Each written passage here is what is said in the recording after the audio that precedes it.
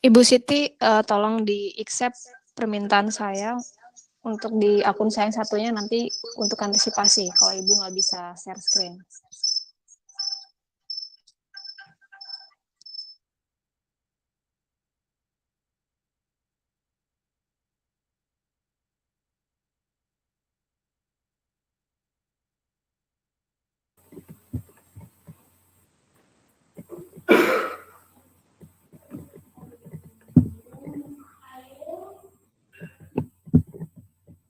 Saya coba ulang Bu Desi ya. Silakan Bu.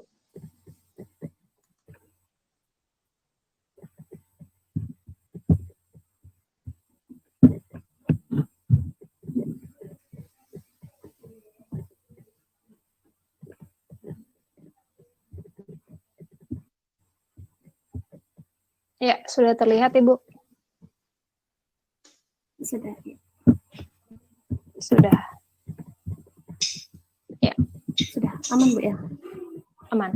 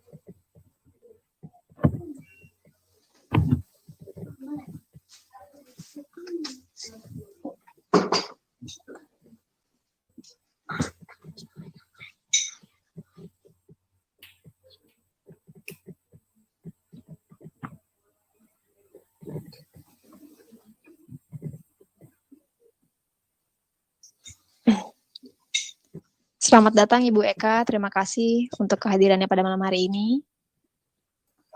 Iya, terima kasih. Maaf terlambat bergabung ini.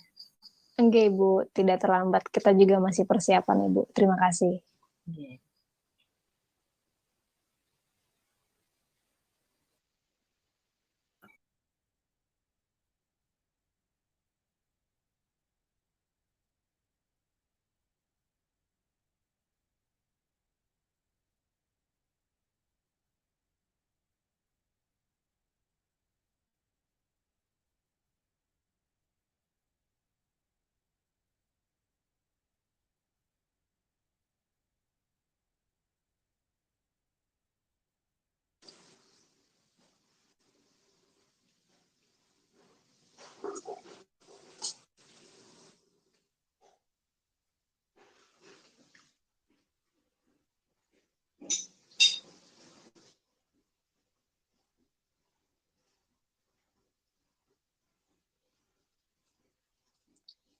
Baik, Bapak Ibu semua, mungkin kita akan segera memulai acara supaya tidak terlalu ngaret ini acaranya karena sudah lewat dari jadwal yang kita tentukan. Bagaimana Bapak Ibu, apa sudah bisa kita mulai?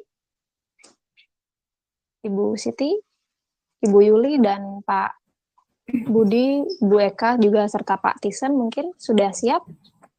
Siap, silakan dimulai. Oke Ibu. Oke. Oke. Baik. Kita mulai.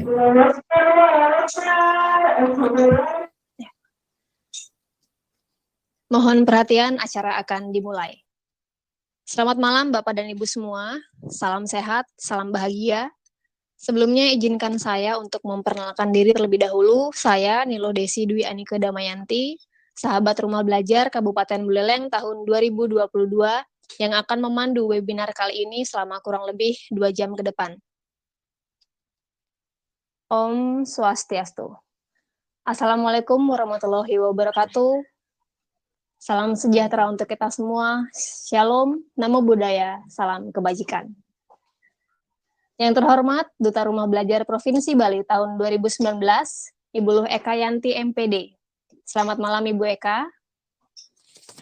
Selamat malam. Malam Ibu. Ceria sekali Ibu ya hari ini Ibu. Terima kasih kehadirannya. Baik, terima kasih Bu Desi. Enggih. Yang terhormat pula Duta Jejak Bali Bapak Komang Budiatnya, SPD atau yang kita kenal dengan Pak Komet. Selamat malam Bapak.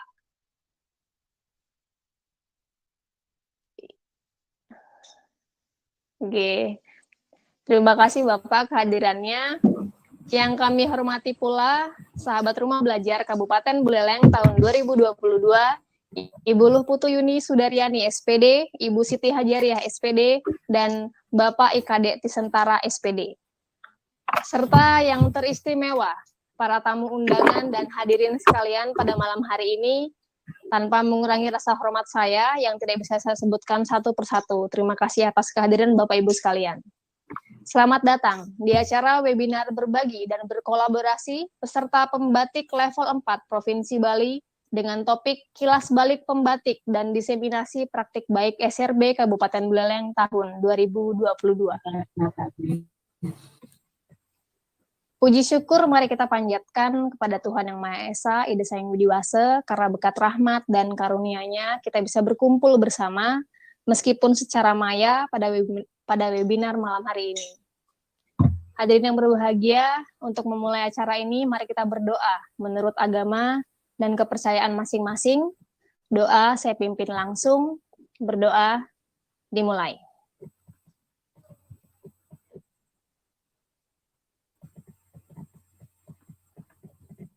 Berdoa selesai.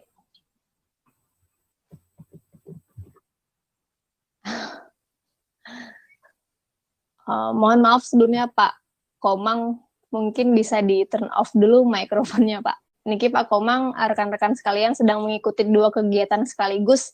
Super hebat Niki, kapten kita. Jadi mungkin terlihat agak sibuk seperti itu. Baik, kami lanjutkan. Semoga dengan pembacaan doa tadi, acara ini dapat berjalan dengan lancar dari awal hingga akhir. Bapak Ibu sekalian, link daftar hadir telah nanti kami kirimkan di kolom chat, akan dibantu oleh Ibu Siti. Nanti kami mohon kesediaan Bapak Ibu semua untuk mengisi formulir daftar hadir. Terima kasih. Sebelum kita memasuki acara inti, Bapak Ibu, izinkan saya untuk membacakan susunan acara pada malam hari ini.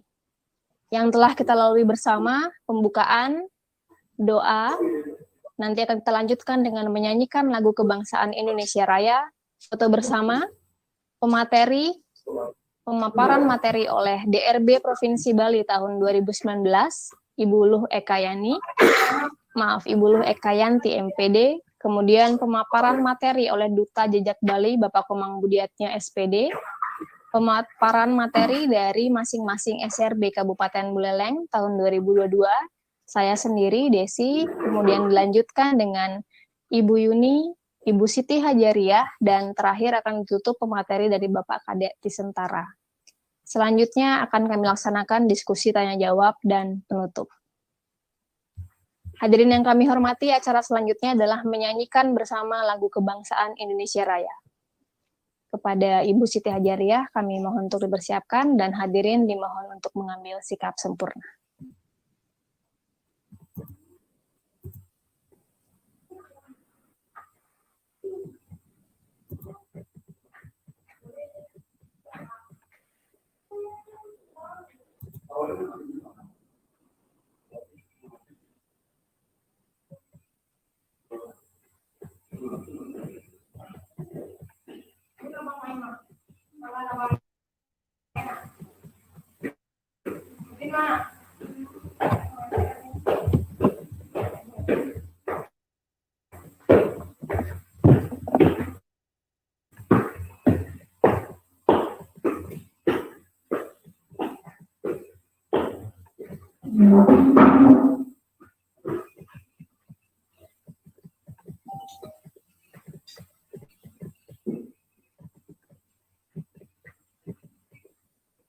Maaf Ibu Siti, mungkin bisa diperdengarkan suaranya karena belum terdengar di sini Ibu. Bagaimana Ibu? Suaranya belum terdengar Ibu untuk lagunya. Belum terdengar. Oh ya, sudah.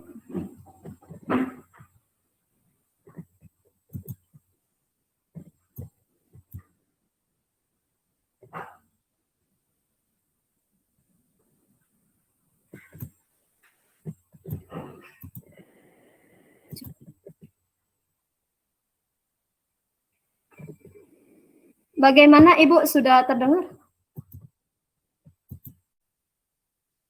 Belum, Ibu. Bagaimana Ibu Desi tadi sudah? Belum terdengar suaranya. Mungkin Ibu bisa dimatikan dulu mikrofonnya, Ibu. Belum terdengar. Ya. Oh ya, yes.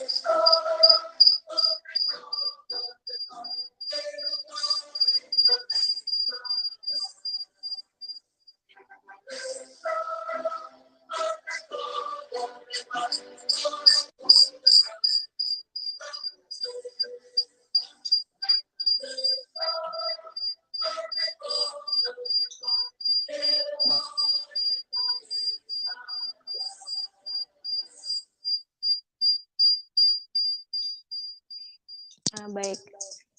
Mungkin ada kesalahan teknis sedikit dari Ibu Siti tadi. Terima kasih Ibu Siti, terima kasih Bapak Ibu semua yang sudah turut pula menyanyikan lagu Indonesia Raya dengan hikmat. Bapak Ibu, acara akan kami lanjutkan. Memasuki acara selanjutnya, sebelumnya kita foto bersama dulu untuk mendokumentasikan kegiatan hari ini. Mari kita pasang senyum termanis kita Bapak Ibu sekalian agar dapat menghasilkan dokumentasi yang baik. Untuk itu, mohon Bapak Ibu semua, kita akan foto dulu dari slide yang pertama Bapak Ibu. Sebentar. Ya. Yang masih off kamera mungkin Bapak Ibu bisa turn on dulu kameranya. Kita foto bersama dulu. Baik, slide yang pertama. Ya, mungkin Bapak Ibu semua bisa salam rumah belajar seperti ini ya Bapak Ibu ya. Ya, oke. Baik. 1, 2, 3. Baik, selanjutnya di slide berikutnya.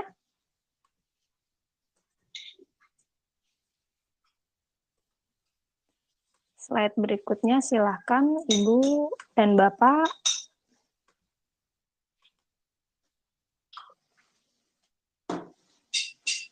Ya. 1, 2, 3. Baik. Terima kasih Bapak Ibu sudah berfoto bersama sebagai bentuk dokumentasi. Kita lanjutkan Bapak Ibu semua. Bapak Ibu sekalian, tentunya saat ini malam ini kita kedatangan tamu yang luar biasa yaitu Duta Rumah Belajar Provinsi Bali, Ibu Luh Eka Yanti selaku DRB tahun 2019 yang merupakan pemateri pertama kita yang tentunya akan memaparkan materi yang sangat luar biasa. Untuk itu, tidak usah menunggu lama lagi, mari kita dengarkan bersama pemaparan materi dari Duta Rumah Belajar Provinsi Bali tahun 2019, Ibu Luh Eka Yanti. Kepada Ibu Luh Eka Yanti, dipersilahkan. Baik, terima kasih atas waktunya. Sebenarnya saya tidak memaparkan materi ya, Saya hanya ingin memberikan motivasi kepada rekan-rekan SRB yang sungguh sangat luar biasa yang sudah menggelar acara pada hari ini. Namun sebelumnya mungkin saya izin untuk membagikan perkenalan sedikit ya, Bu Desi, boleh ya? Tentu boleh, Ibu. Agar semua Baik. rekan-rekan di sini guru-guru hebat kenal Ibu Celuh Eka Yanti. Silakan, Ibu. Baik, baik. Oke, sebentar. Saya cek. Izin share screen.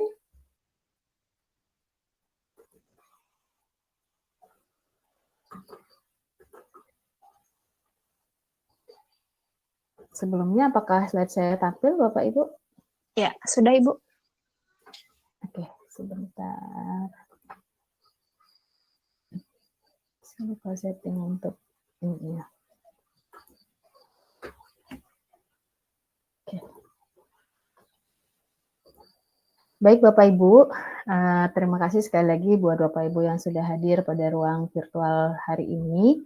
Nah, saya mau memperkenalkan diri bahwa nama saya sendiri itu adalah Lo Eka Yanti. Saya kelahiran 15 Februari 1980.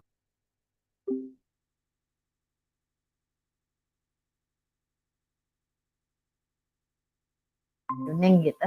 Saya bertugas di sana. Nah, untuk pengalaman karir mungkin ada beberapa yang saya tuliskan di sini. Ini hanya ini aja untuk memperkenalkan identitas diri saya aja. Kemudian untuk kontak, jadi Bapak Ibu kalau untuk menghubungi saya bisa via WhatsApp ataupun Facebook ataupun via email. Datanya sudah ada di sana di slide yang saya sampaikan. Kemudian Bapak Ibu, di sini saya juga selaku Duta Rumah Belajar Provinsi Bali tahun 2019. Nah,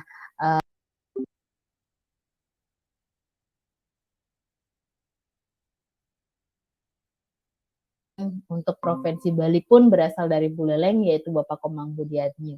Jadi kita patut berbangga karena Buleleng dipercaya sebagai Duta Rumah Belajar, kemudian sebagai Duta Jejak Bali dan juga sebagai kapten dan co-kapten gitu ya. Sebagai kapten untuk Provinsi Bali itu dari Buleleng yakni Pak Komang. Nanti juga Pak Komang akan memperkenalkan diri lebih banyak gitu ya.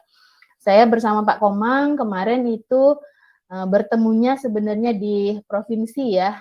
Saat itu tahun 2018 kami sama-sama sebagai tim helpdesk pengembang kelas maya jejak Bali. Nah, saat itu mungkin Bapak Ibu sudah nggak asing ya dengan kelas maya jejak Bali. Nah, saat itu saya bersama Pak Komet sebagai salah satu dari tim pengembang dari kelas maya yang disusun oleh Dinas Pendidikan saat itu. Nah, Bapak Ibu, seperti yang tadi saya sampaikan, mungkin saya tidak banyak menyampaikan materi gitu ya, hanya mungkin menguatkan aja teman-teman SRB yang luar biasa dari Kabupaten Buleleng ini yang sudah menggelar acara hari ini. Jadi saya ingin menyampaikan bahwa bekerja keraslah secara diam-diam, ya, biarkan kesuksesanmu yang membuat kegaduhan. Jadi itu salah satu quote yang menurut saya sangat dalam maknanya gitu ya. Jadi kita tidak mesti mengumbar apa yang kita lakukan gitu ya. Tapi kita terus berjuang walaupun tanpa sorakan dari orang lain gitu ya. Kita bekerja secara diam-diam. Nanti siapa yang membuat kegaduhan, kapan itu yang membuat ramai, biarkan kesuksesan itu yang membuat kegaduhan. Biarkan pencapaian kita yang membuat orang lain menjadi gaduh gitu ya. Masalah bekerja kita nggak usah mengumbar ataupun mengeluh kondisi kita saat bekerja seperti apa, tapi biarkan tunjukkan apa yang sudah Bapak Ibu raih gitu. Karena kadang-kala orang kan tidak melihat prosesnya tapi melihat pencapaiannya. Jadi itu yang mungkin bisa saya sampaikan terkait dengan motivasinya. Nah, Bapak Ibu tentunya untuk mencapai sebuah goal diawali dari mimpi, kemudian tentunya harus disertai dari usaha dan dedikasi. Gitu ya. Jadi ketika kita tanpa memimpikan sesuatu gitu ya, tentunya kita tidak akan membuat sebuah usaha, tidak ada usaha yang ingin kita kembangkan gitu ya. Kemudian dari usaha itu kalau tidak didasari dari dedikasi juga sia-sia. Nah, goal-goal ini pun tentunya nanti tidak luput dari doa-doa orang-orang di sekitar kita. Nah, tentunya setelah goal ini tercapai, ucap syukur karena semua hal yang kita capai tidak lepas dari campur tangan Tuhan Yang Maha Esa gitu ya. Jadi jangan lupa dari 3 ini Bapak Ibu juga sertai dengan doa. Nah, salah satunya yang bisa saya sampaikan adalah jika Bapak Ibu SRB di sini memiliki mimpi sebagai seorang DRB gitu ya. Kalau saya dulu itu mimpinya, saya pengen deh rasanya menjadi duta rumah belajar agar saya bisa lebih menunjukkan eksistensi saya, menunjukkan komitmen saya terhadap pengembangan TIK di daerah saya gitu ya. Jadi saya bermimpi, gimana ya rasanya jadi DRB gitu. Dan apa usaha yang saya lakukan? Seperti yang sudah dilakukan oleh rekan-rekan SRB, tentunya diawali dari pembatik level 1, level 2, level 3, sampai saat ini Bapak Ibu SRB luar biasa ini sudah pada taraf level 4 untuk berbagi gitu ya. Nah, ini adalah taraf dedikasi Bapak Ibu. Di sinilah Bapak Ibu sebenarnya dituntut dedikasi Bapak Ibu dalam hal membagikan apa yang Bapak Ibu punya gitu. Kalau jargon saya itu selalu mengatakan kalau saya ini adalah sebuah gelas kosong. Saya tidak pernah menganggap diri saya ini sebagai suatu gelas yang sudah penuh gitu. Karena kalau sudah penuh tentunya tidak akan mampu dimasuki oleh ilmu-ilmu baru lagi gitu. Nah, saya selalu posisikan diri sebagai orang dengan kemampuan yang kosong sehingga apapun ilmu yang saya serap itu bisa masuk ke dalam wadah saya. Gelas kosong yang rembes. Nah, rembesnya di sini maksud saya adalah berbagi. Jadi ilmu yang Bapak Ibu dapatkan tentunya harus didedikasikan sebagai sebuah komitmen untuk berbagi dengan rekan-rekan sejawat lainnya. Gitu.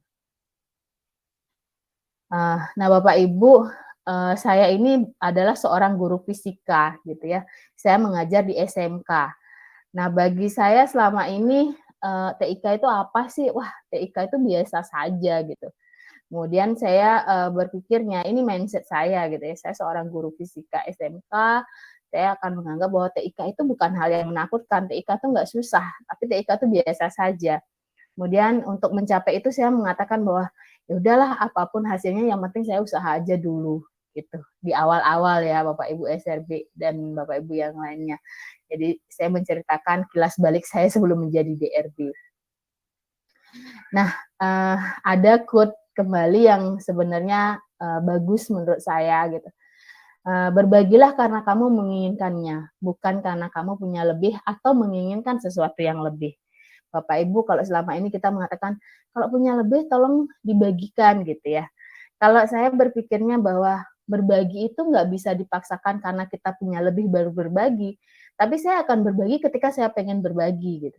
Maksudnya begini Bapak Ibu, ketika berbagi itu didasari oleh keinginan kita, tentunya tanpa pamrih gitu ya. Kita tidak akan mengharapkan suatu balasan karena memang kita yang menginginkan. Tapi ketika kita punya lebih dan menginginkan sesuatu, itu artinya kita pamrih. Jadi ya udah kalau nggak punya lebih ya nggak usah dibagikan gitu. Tapi ketika Bapak Ibu punya sedikit pun dan Bapak Ibu ingin untuk membagikannya, itulah yang kami harapkan. Jadi apapun pengetahuan, ilmu yang Bapak Ibu miliki, jangan menunggu punya banyak dulu Bapak Ibu baru berbagi, gitu maksud saya. Nah, ini perjalanan saya ketika awal-awal bagaimana saya menjadi SRB gitu ya. Banyak kegiatan, saya berbagi di mana-mana gitu. Ini ketika saya ada di Manggis, Karangasem saat itu, kemudian saya mengisi berbagai kegiatan di sekolah, kemudian ini saya diundang untuk mengisi kegiatan di SMA 2, ini saya juga di radio, kemudian di MGMP Provinsi, dan seterusnya. Jadi, maaf Bu Eka, saya ya? potong sedikit. Di sini slide-nya belum berubah Bu Eka. Oh ya? Masih di slide yang pertama tampilannya. Nggih. Masih di slide yang pertama. Waduh. Ya. Oh, berarti saya coba lempar kayak gini ya? Iya, seperti itu baru nampak perubahannya. Oke, baik. Oh, iya, karena PowerPoint. Ya, kalau gitu saya bentuk kayak gini aja. Ya, baik Ibu. Oke, ini yang sudah saya sampaikan tadi. Oke, nah ini Bapak Ibu berbagai kegiatan yang sudah saya ikuti atau saya laksanakan. Kemudian berbagai usaha ini tentunya membuahkan hasil saat itu saya dipercaya sebagai duta rumah belajar, gitu ya. Nah, kemudian beberapa hal lainnya juga saya berkolaborasi dengan teman-teman saya, tidak hanya saya sendiri, saya mencoba berkolaborasi dengan yang lainnya. Kemudian di tahun 2018 dengan membawa rumah belajar, saya dinobatkan sebagai salah satu guru berprestasi saat itu, sebagai guru berprestasi untuk kategori guru SMK berprestasi untuk kategori Satuan Pendidikan Penyelenggara Pendidikan Inklusif gitu ya. Itu saya mendapat runner up saat itu. Kemudian nah ini saya menggunakan pemanfaatan rumah belajar dalam pembelajaran fisika dengan model flip classroom untuk meningkatkan hasil belajar siswa tunarungu di kelas inklusif SMK Negeri 3 Singaraja. Saya memanfaatkan portal rumah belajar dengan model flip classroom karena di rumah belajar saat itu ada kelas maya. Saya menggunakan itu untuk siswa tunarungu saya karena kami sekolah penyelenggara pendidikan inklusi, kami juga punya siswa ABK di sekolah. Nah, ini akhirnya saya dinobatkan saat itu sebagai salah satu pemenangnya. Nah, dari pemenang itulah saya mendapat kesempatan untuk menimba ilmu lebih banyak lagi tentang pendidikan inklusif di Jepang, di Okayama, di Kibi University, Kibi International University Okayama Prefecture ya, di Jepang. Nah, Bapak Ibu mungkin di akhir ya, tadi saya katakan, ibaratlah diri selayaknya gelas kosong yang selalu memiliki ruang untuk hal baru. Jadilah gelas yang rembes yang selalu ingat untuk berbagi ke sekitar. Baik, Bapak Ibu, mungkin itu yang bisa saya sampaikan, kurang lebih selama 10 menit tadi, mungkin agak-agak ngaret juga.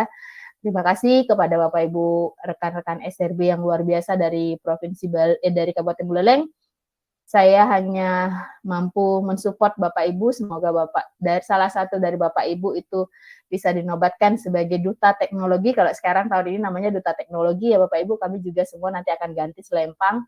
Kalau kemarin kami berselempang duta rumah belajar, nanti akan bersama Bapak Ibu yang terpilih sebagai DRB Provinsi Bali, akan bersama-sama diubah selempangnya menjadi duta teknologi.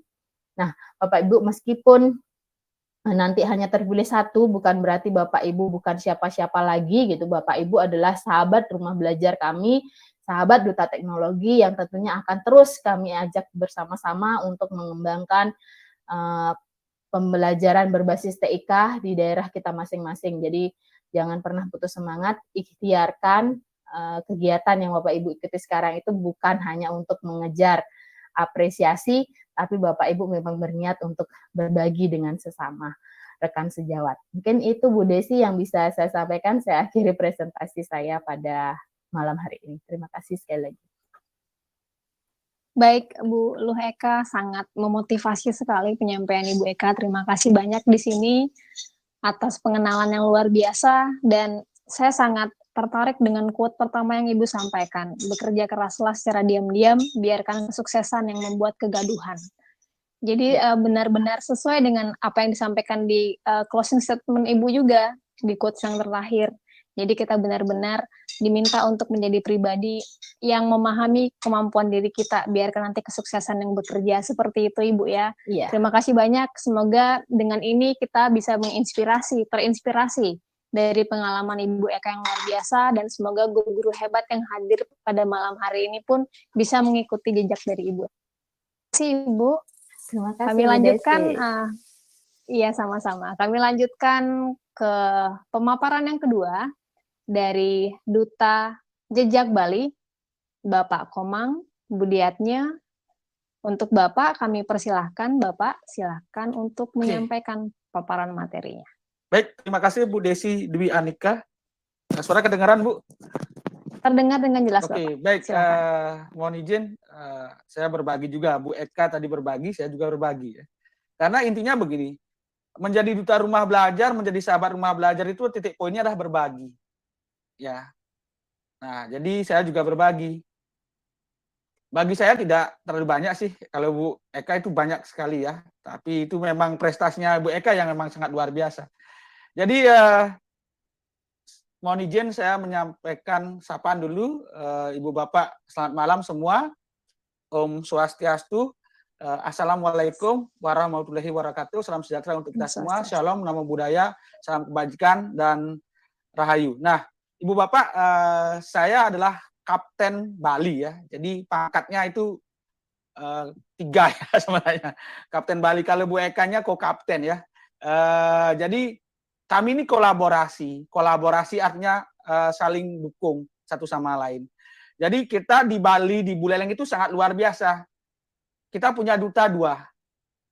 Siapa tahu di tahun ini kita punya duta 3 dari Buleleng. Ya.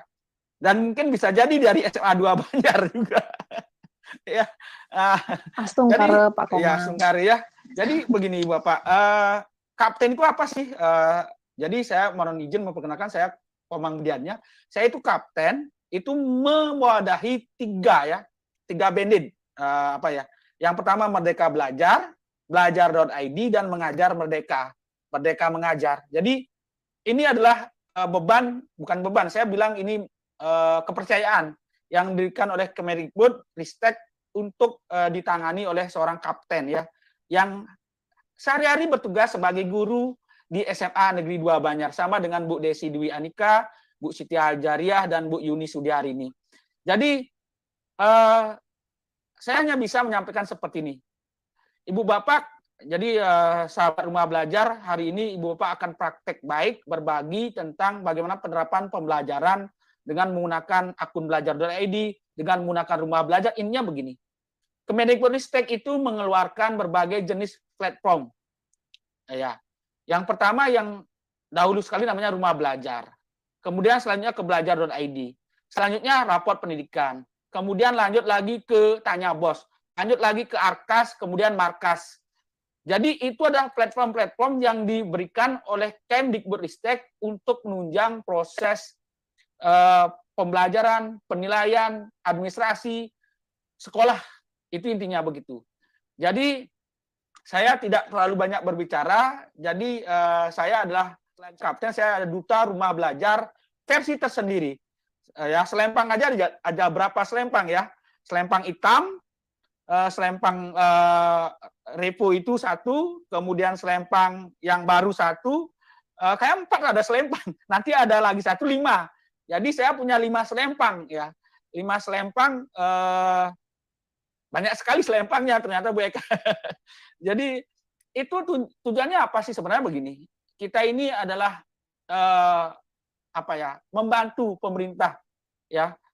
Kemudian juga membantu sekolah, membantu masyarakat, terutama masyarakat pendidikan untuk transformasi pendidikan. Jujur, transformasi pendidikan itu sangat tidak gampang. Sangat tidak gampang. Ya. Namun kita mulai dari komunitas-komunitas kecil.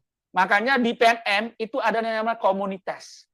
Ya, komunitas itulah yang kita nanti berdayakan. Kita mulai dari komunitas terkecil di sekolah. Kita mulai dari komunitas terkecil di sekolah. Kita berbagi 1, 2 orang, 3 orang, 4 orang, 5 orang dulu. Ya, jangan terlalu banyak. Tapi kita kecil-kecil dulu. Nah, setelah dari komunitas kecil-kecil lah itu kita nanti biaskan ke komunitas yang lebih besar. Sama dengan hari ini, Bu Desi. Kita mulai dari komunitas sekolah kita, komunitas teman-teman kita di SMK Bali Mandara, SMA 2 Banjar, SMP Negeri 1 Grogak, Pak Tisen, dan teman-teman yang lain. Itu komunitas kecil-kecil itu kita mulai dulu. Ya. Jadi itu saja yang ingin saya sampaikan. Selamat berpraktek baik Ibu Bapak, berbagi, share and grow together. Jadi ayo kita berbagi, tumbuhlah bersama-sama. Itu yang penting. Tumbuhlah bersama-sama. Karena apa? Karena beban tanggung jawab pendidikan itu tidak hanya 1 atau 2 kelompok, tapi tumbuh dan berkembang bersama-sama. Itu yang saya tekankan. Share and grow together.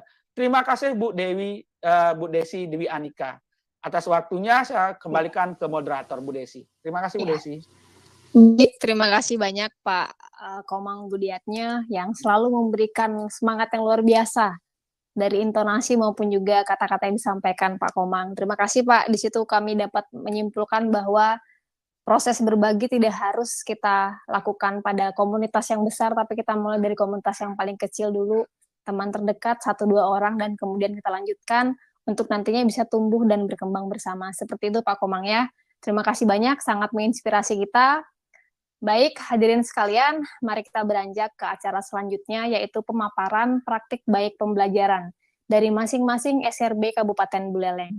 Di mana pemaparan praktik baik ini nanti kami akan laksanakan secara bergiliran. Untuk itu, mungkin saya tanyakan kesiapan dulu dari Ibu Siti, Ibu Yuni, dan juga Pak Kadetisen Tara. Apakah sudah siap, Bapak, Ibu semuanya? Panggil Ibu Desi. Sudah siap. Untuk PowerPoint yang akan ditampilkan, apa sudah siap, Ibu Siti? Jadi sesuai dengan urutan siapa kira-kira ini Ibu Boleh. yang lebih dulu? Iya, boleh saya duluan, boleh. Oke.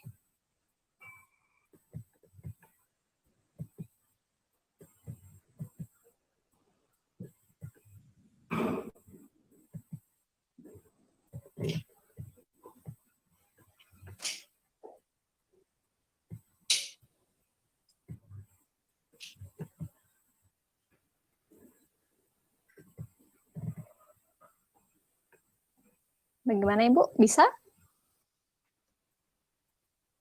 Ibu Desi. Untuk Oke, baik. Kalau presentasinya, gitu coba Ibu saya berikan- sendiri deh, Bu, ya. Ya, bisa Ibu sendiri yang Saya tampil share, ya. sendiri, ya.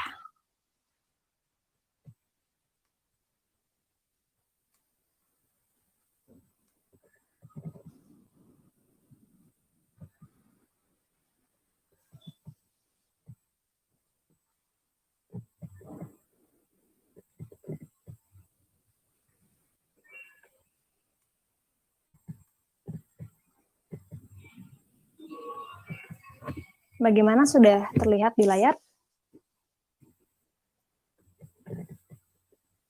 Belum Ibu? Belum. Bentar.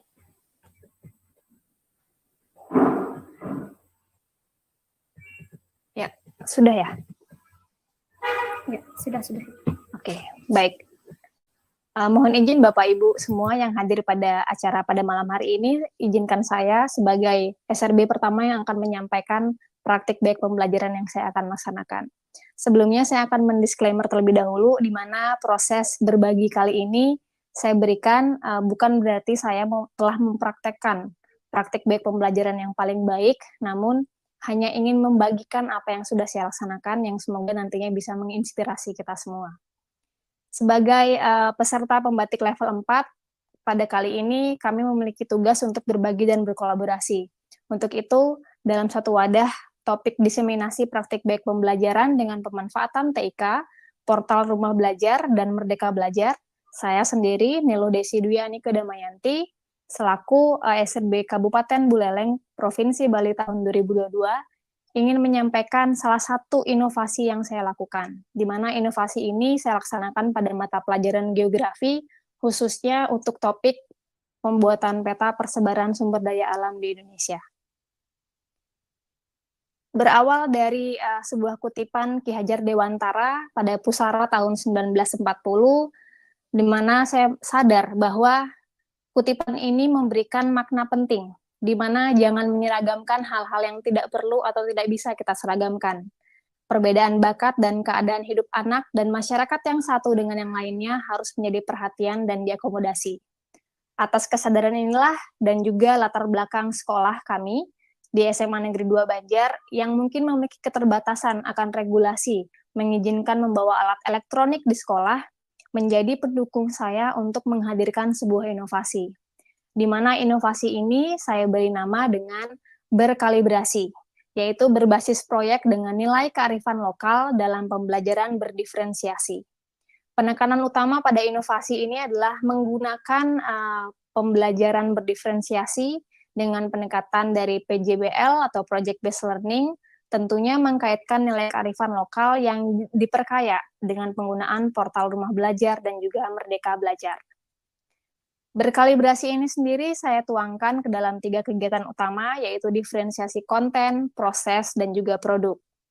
Diferensiasi konten yang kita ketahui bersama Bapak Ibu sebagai implementasi dari IKM itu sendiri, di mana kita harus berfokus pada siswa atau student center. Konten adalah siswa itu sendiri. Kita harus memahami bagaimana kondisi siswa kita atau kebutuhan belajar siswa. Untuk itu dalam diferensiasi konten kita mewadahinya dan memfasilitasinya dengan melakukan asesmen diagnostik di awal, baik itu kognitif ataupun juga non-kognitif.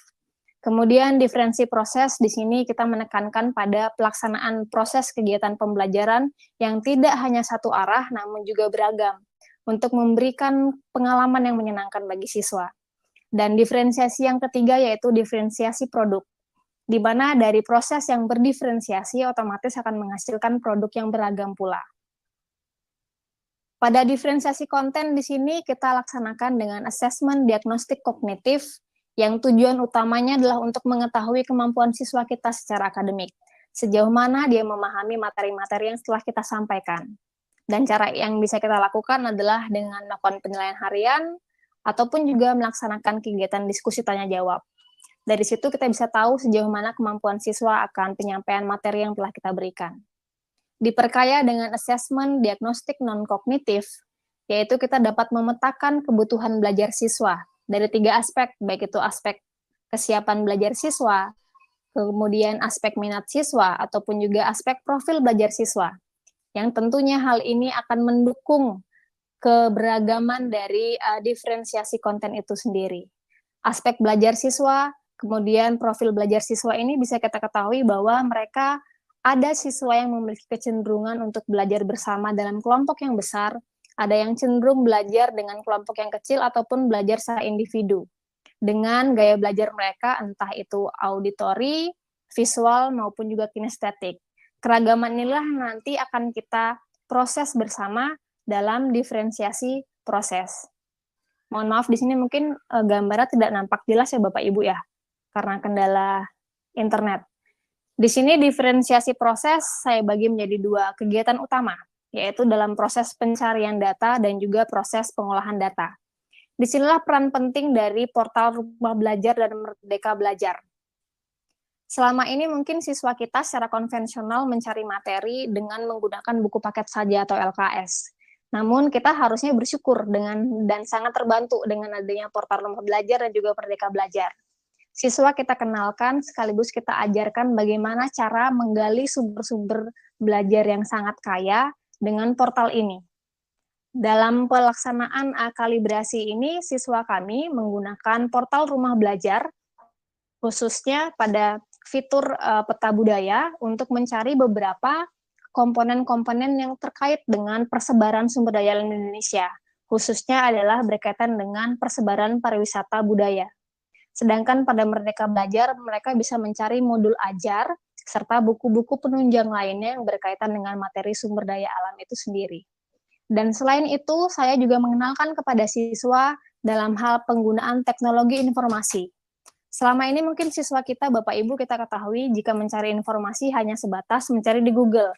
Entah itu mereka mencari referensinya dalam blog tertentu, ataupun beberapa artikel yang kita belum tahu validitasnya seperti apa. Dan lewat pembelajaran ini saya mengenalkan kepada mereka bahwa pemerintah kita melalui beberapa portal resmi kementerian telah menghadirkan data yang valid. Dan pada kesempatan ini di Berkalibrasi saya menerapkan penggunaan portal resmi kementerian, khususnya Kementerian ESDM, Kementerian Kelautan dan Perikanan, serta Badan Pusat Statistik. Hal ini akan memfasilitasi dan mengakomodasi gaya belajar.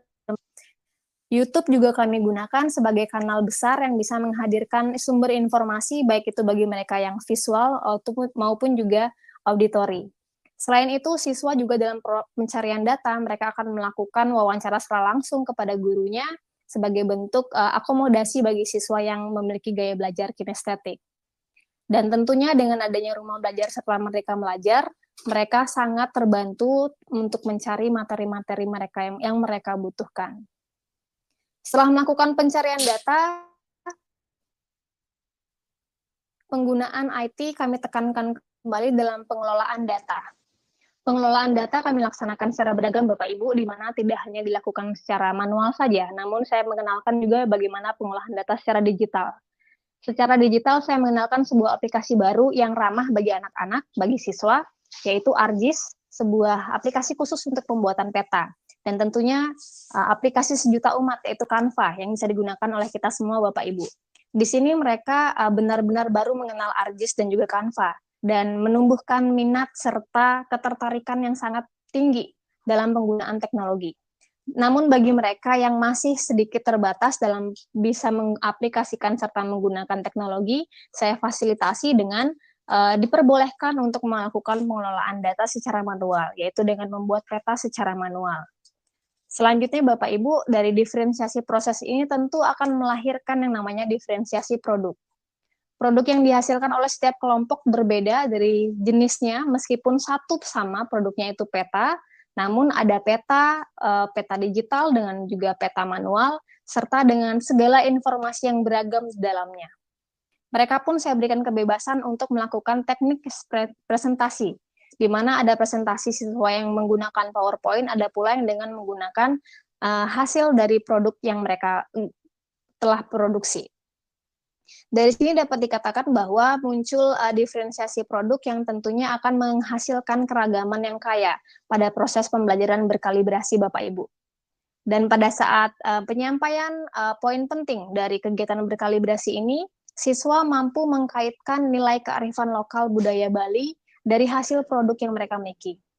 Dan salah satunya nilai kearifan lokal ini kami peroleh dari portal Rumah Belajar, tepatnya Peta Budaya, di mana tiap siswa akan mengkaitkan pemanfaatan sumber daya alam itu sendiri dengan nilai kearifan lokal. Sebagai contoh, pada 2 gambar yang saya tampilkan di PowerPoint ini, siswa kami menyampaikan nilai kearifan lokal terhadap pemanfaatan sumber daya alam kayu meranti di Indonesia.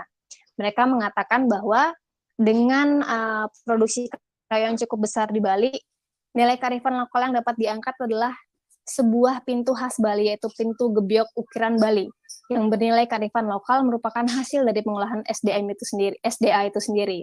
Dan yang di bawah, pada foto yang paling bawah, di situ dinyatakan bahwa salah satu nilai kearifan lokal yang diangkat pada pariwisata Bali yaitu Desa Adat Batur yang terletak di Pura dan juga di daerah Kintamani. Hal ini mereka dapatkan datanya didukung dari semua artikel yang terdapat pada portal Rumah Belajar. Dari sini, dari diferensiasi produk yang mereka hasilkan, utamanya pada nilai kearifan lokal, siswa mendapatkan sebuah kesadaran baru bahwa selama ini materi-materi yang mereka telah pelajari di mata pelajaran apapun ternyata memiliki makna penting dalam hidupnya. Artinya memiliki kebermanfaatan terhadap nilai kearifan lokal yang tentunya sangat dekat dengan kehidupan mereka sehari-hari. Dapat dikatakan dari segala tantangan yang tadi saya sempat sampaikan di awal dalam pelaksanaan berkalibrasi ini, ada 6 kelebihan yang saya tawarkan Bapak Ibu. Yang pertama, yaitu mampu mengakomodasi keragaman kebutuhan belajar siswa, sangat aplikatif pada semua mata pelajaran di setiap jenjang pendidikan, memberikan inovasi pada penggunaan TIK, Portal Rumah Belajar dan Merdeka Mengajar, memberi kebebasan untuk siswa dalam menggali potensi dirinya, mengangkat nilai kearifan lokal, serta memberikan pengalaman yang menyenangkan baik bagi guru ataupun siswa itu sendiri. Di akhir kata, saya ingin menyampaikan bahwa semoga berkalibrasi ini bisa menginspirasi Bapak Ibu semua dan tentunya menyadarkan kita semua pada kenyataan bahwa anak-anak hidup dan tumbuh sesuai kodratnya sendiri, pendidik hanya dapat merawat dan menuntun tumbuhnya kodrat itu. Terima kasih banyak Bapak Ibu semua, semoga praktik baik ini dapat diaplikasikan kembali oleh Bapak Ibu semua, karena jika hanya saya, maka tidak akan terjadi perubahan pada dunia pendidikan. Mari bersama membangun pendidikan demi masa depan Indonesia yang gemilang. Terima kasih. Baik, Bapak Ibu, izin saya untuk stop screen dulu.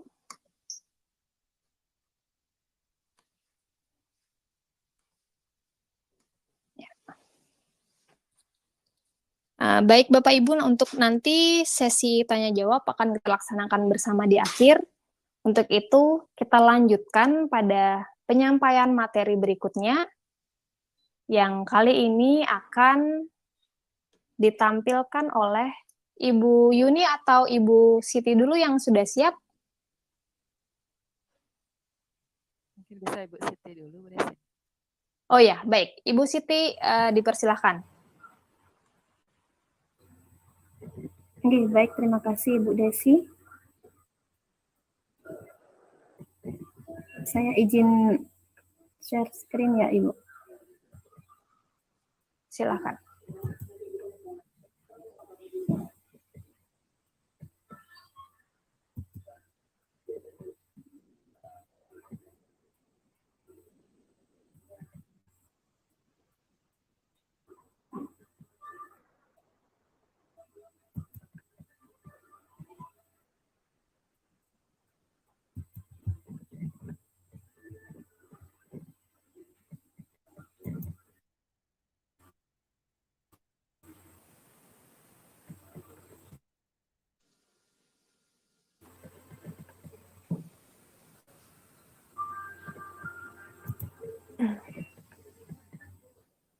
Bagaimana, bisa saya bantu, Ibu? Ibu Siti? Sudah bisa terlihat, Ibu? Bagaimana, Ibu? Sudah Sebentar. bisa terlihat? Belum, Ibu. Belum tampil. Ya, sudah. Belum terlihat, Bu? Ya. Sudah, silahkan.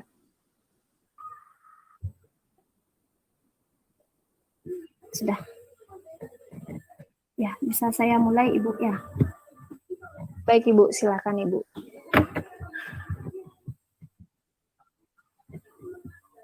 Baik, Ibu.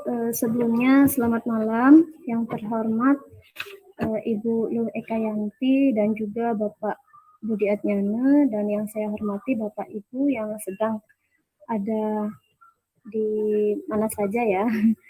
Nah, perkenalkan, nama saya Siti Hajaria, saya guru geografi dari SMA Negeri 2 Banjar, dan juga termasuk peserta pembatik di level 4 ini.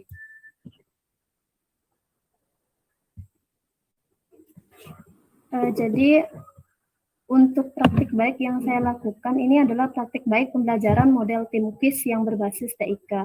Jadi, praktik baik pembelajaran ini mungkin sangat jauh dari sempurna ya Bapak Ibu. Jadi nanti saya mohon kritik dan sarannya, kritik saran yang membangun. Semoga saya bisa terus berinovasi kembali.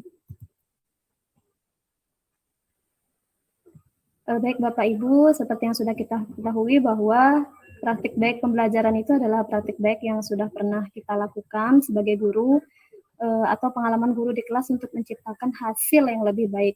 Nah, dapat juga dikatakan sebagai pengalaman baik yang telah memberikan dampak positif bagi baik itu pengelolaan sekolah, kemudian proses pembelajaran, pengembang pulau guru maupun siswa. Jadi, dengan adanya praktik baik ini, harapan kita adalah siswa mampu menjadi lebih baik dan mampu memberikan dampak positif bagi keseluruhan warga sekolah, seperti itu Bapak Ibu. Nah, mengapa saya memilih tim quiz yang berbasis TIK ini? Jadi sebenarnya praktik baik yang saya lakukan ini adalah sangat sederhana. Jadi karena kebetulan saya mengajar di kelas yang shift sore, yang notabene adalah siswa jika belajar dalam kondisi di jam sore itu biasanya itu mengantuk, kemudian mereka akan lebih bosan belajar dengan cara konvensional, apalagi dengan pembelajaran atau mata pelajaran seperti geografi, seperti itu.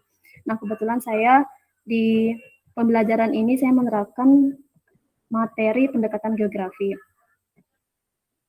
Mengapa tim quiz? Karena model pembelajaran tim quiz ini mampu meningkatkan kolaboratif dan keaktifan siswa di kelas. Jadi tim quiz ini juga salah satu model pembelajaran aktif yang lebih banyak melibatkan aktivitas peserta didik. Dan tim quiz ini pun yang saya terapkan di kelas itu adalah menggunakan pemanfaatan TIK. Jadi seperti yang kita ketahui bahwa tim quiz yang bersifat konvensional yang belum menggunakan pemanfaatan TIK, mereka biasanya pembelajarannya itu hanya sebatas lempar kuis sesama tim satu dengan tim lainnya. Tetapi pada kali ini saya mencoba menerapkan pembelajaran tim quiz ini dengan cara pemanfaatan TIK.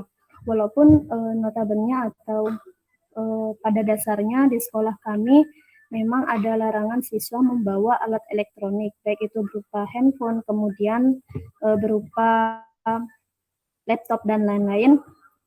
Tetapi kami mencoba menerapkannya dengan tim quiz. Jadi siswa bisa menggunakan laptop ataupun bisa menggunakan handphone. Ya.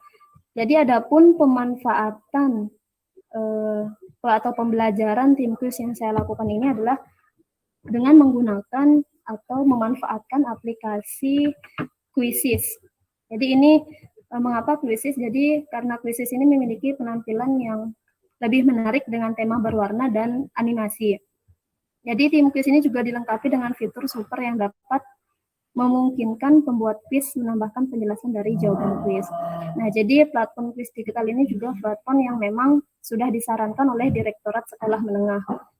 Jadi Bapak Ibu juga bisa mencoba untuk menggunakan aplikasi ini. Dan walaupun sebenarnya Bapak Ibu sudah sering ya menggunakan aplikasi ini dalam pembelajaran daring sebelumnya, hanya saja mungkin pembelajaran dengan menggunakan aplikasi Quizzes yang Bapak Ibu terapkan saat daring adalah siswa mengerjakan di rumah masing-masing. Akan tetapi untuk pembelajaran kali ini, saya terapkan pembelajaran atau pemanfaatan Quizzes ini dengan pembelajaran bertim di kelas. Seperti itu Bapak Ibu. Nah, adapun tahapan pembelajaran yang sudah saya lakukan di kelas itu memang sangat sederhana. Ini bisa Bapak Ibu manfaatkan untuk pembelajaran yang memang memiliki jam pembelajaran yang sedikit atau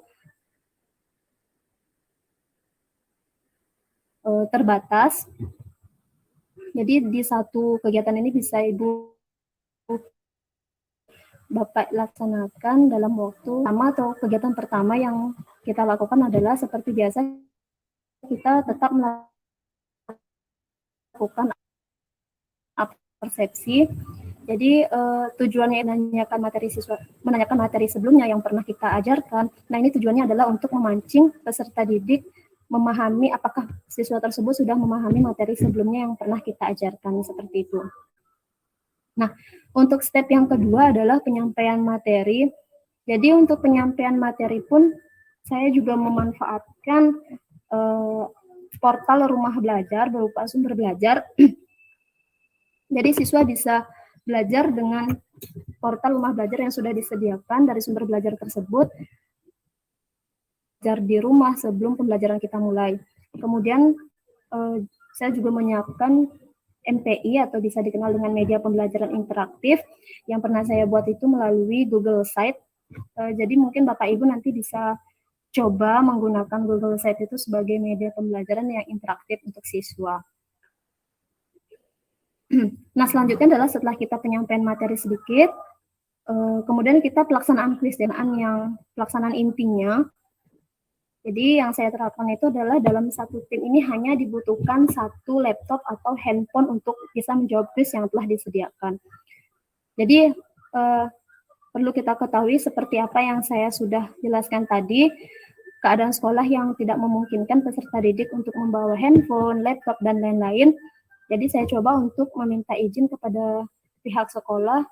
Jadi di satu kelas itu hanya dibutuhkan paling banyak itu ada 6 HP atau laptop. Jadi di satu tim atau satu kelompok itu hanya butuh satu saja. Nah, pada saat pelaksanaan pun mereka akan berusaha untuk bekerja sama, walaupun hanya dengan satu handphone. Pada saat saya berikan link dan memulai pengerjaan, sudah saya siapkan durasi mereka pengerjaan. Jadi mereka sudah mulai bekerja sama. Ada yang membantu mencarikan jawaban, kemudian ada yang bertugas menjadi operator. Nah, itu akan meningkatkan kerjasama dalam peserta didik dan memungkinkan mereka juga untuk memanfaatkan waktu yang sudah disediakan.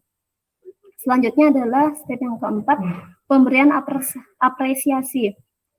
Nah, kita sangat perlu memberikan apresiasi kepada peserta didik, di mana mereka akan lebih merasa dihargai, kemudian bisa memotivasi anak juga untuk lebih baik ke depannya. Jadi setelah siswa itu bekerja sama dengan tim mereka, setelah mereka mengerjakan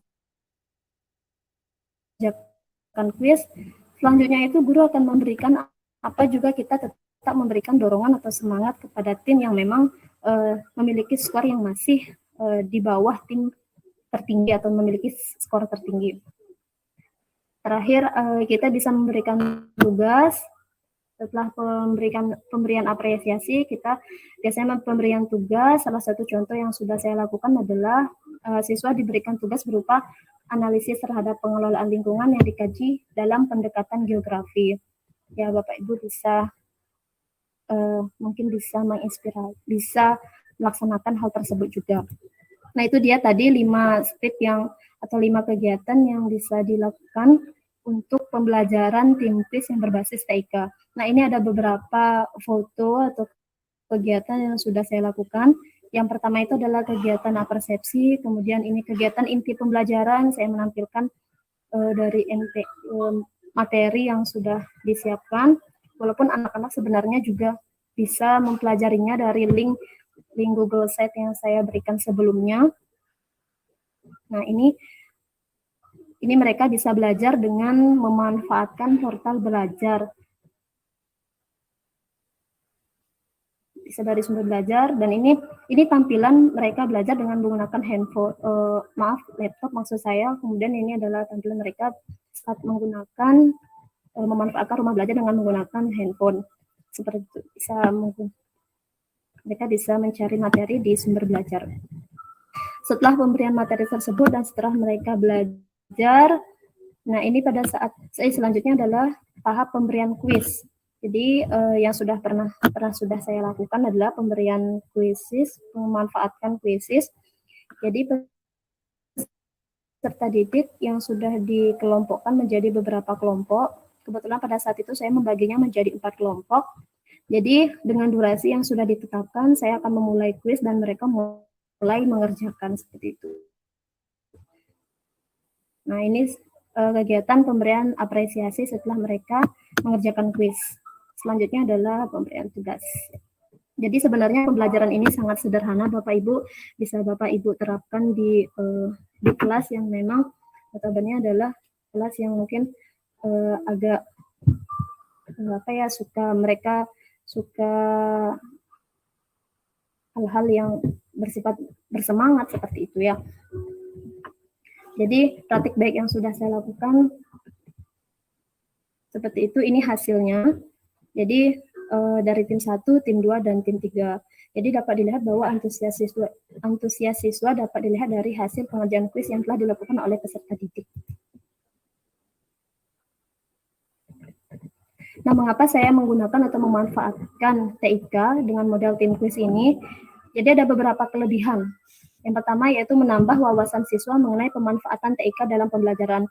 Karena pada dasarnya adalah pembelajaran tim quiz yang sudah saya jelaskan sebelumnya, itu yang masih bersifat konvensional, belum memanfaatkan TIK. Jadi sistemnya adalah hanya sebatas pelemparan kuis dari kelompok satu dengan kelompok yang lainnya, seperti itu. Kemudian yang kedua, menambah rasa tanggung jawab dalam mengelola tim. Pastinya ini akan sangat bermanfaat untuk menambah rasa tanggung jawab, karena peserta didik dituntut untuk bisa bertanggung jawab pada kelompoknya masing-masing. Selanjutnya adalah mengajak siswa untuk belajar memanfaatkan waktu. Mereka bisa belajar memanfaatkan waktu karena pada saat pengerjaan kuis tersebut sudah ada durasi yang kita tentukan. Misalkan kita setting menggunakan 30 menit seperti itu, atau 10 menit saja sudah lumayan dengan 10 pertanyaan.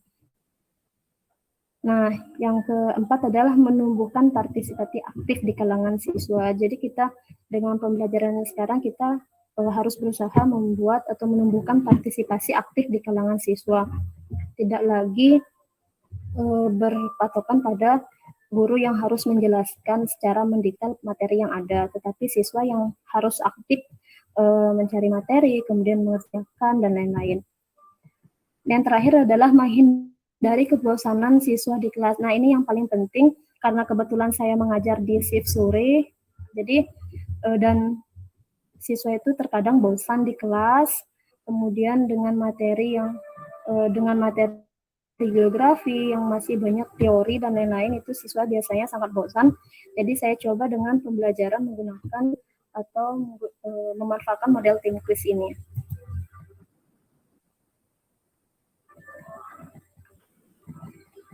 Nah, Bapak Ibu, seperti itu praktik baik yang sudah saya lakukan. Semoga ini bisa menginspirasi Bapak Ibu di rumah. Jadi saya mohon kritik dan sarannya, karena praktik baik pembelajaran yang saya lakukan ini masih jauh dari sempurna.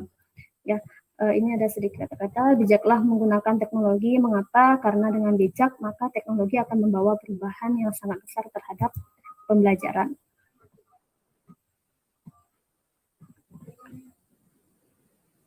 Ya, terima kasih. Baik, terima kasih Ibu Siti atas penyampaian praktik Terima kasih. baiknya. Ya, di mana yang disampaikan oleh Ibu Siti Hajariah tadi selaku guru geografi juga di SMA Negeri 2 Banjar, bahwa penggunaan tim kuis pada mata pelajaran geografi di sini dengan pemanfaatan TIK dipilih untuk meningkatkan antusias belajar siswa, serta mengurangi kebosanan, menumbuhkan rasa tanggung jawab, dan juga tanggung jawab atas waktu, serta menghasilkan pembelajaran yang menyenangkan tentunya pada pembelajaran geografi itu sendiri. Terima kasih Bu Siti, semoga bisa menginspirasi guru-guru hebat lainnya. Mari Bapak Ibu kita beranjak ke pemateri yang ketiga. Penyampaian materi yang ketiga ini akan disampaikan oleh Ibu Yuni. Apa Ibu Yuni sudah siap, Ibu? Ya, udah sih. Suara saya. Ya, mungkin suaranya agak diperbesar sedikit, Ibu ya. Halo, suara saya sekarang bisa lebih keras? Iya, Masih kecil ya? sudah. Mungkin nanti, ya Ibu, mungkin Masih lebih kecil ya? didekatkan lagi mikrofonnya. Iya, Halo? ya sudah cukup Ibu. Oke, terima kasih. Ibu, Kalau untuk materinya bisa saya share sekarang? ya, terima kasih Bu Siti. Ya. Om Swastiastu. Assalamualaikum warahmatullahi wabarakatuh. Namo Buddhaya, salam kebajikan, rahayu. Yang terhormat, Sudah Ibu, muncul, Bu? ya. Maaf Ibu, menjeda sedikit, sudah muncul di layar? Belum Ibu. Belum, ya. Sebentar, Ibu.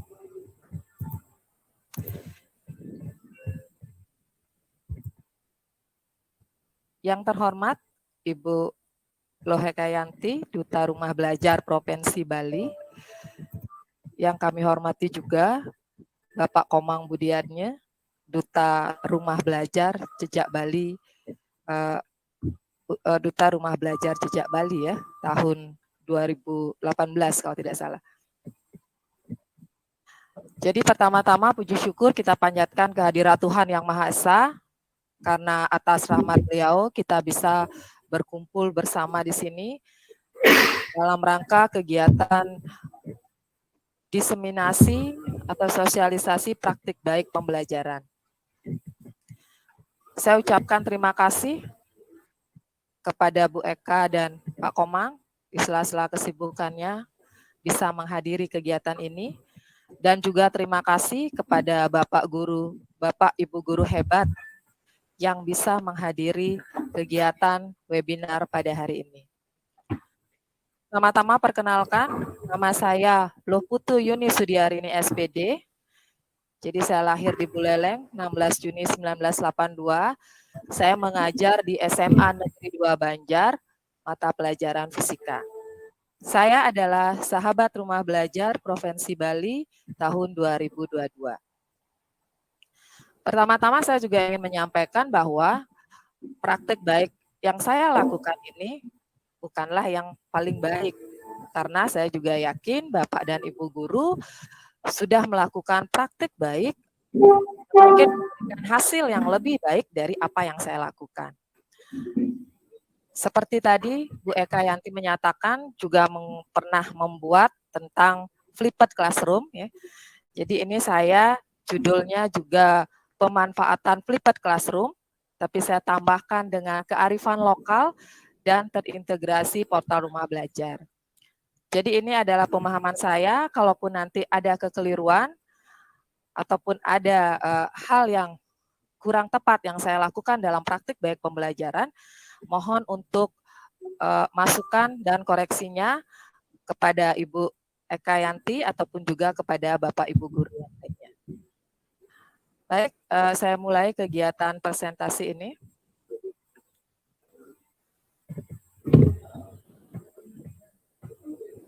mungkin bisa dilanjutkan slide-nya.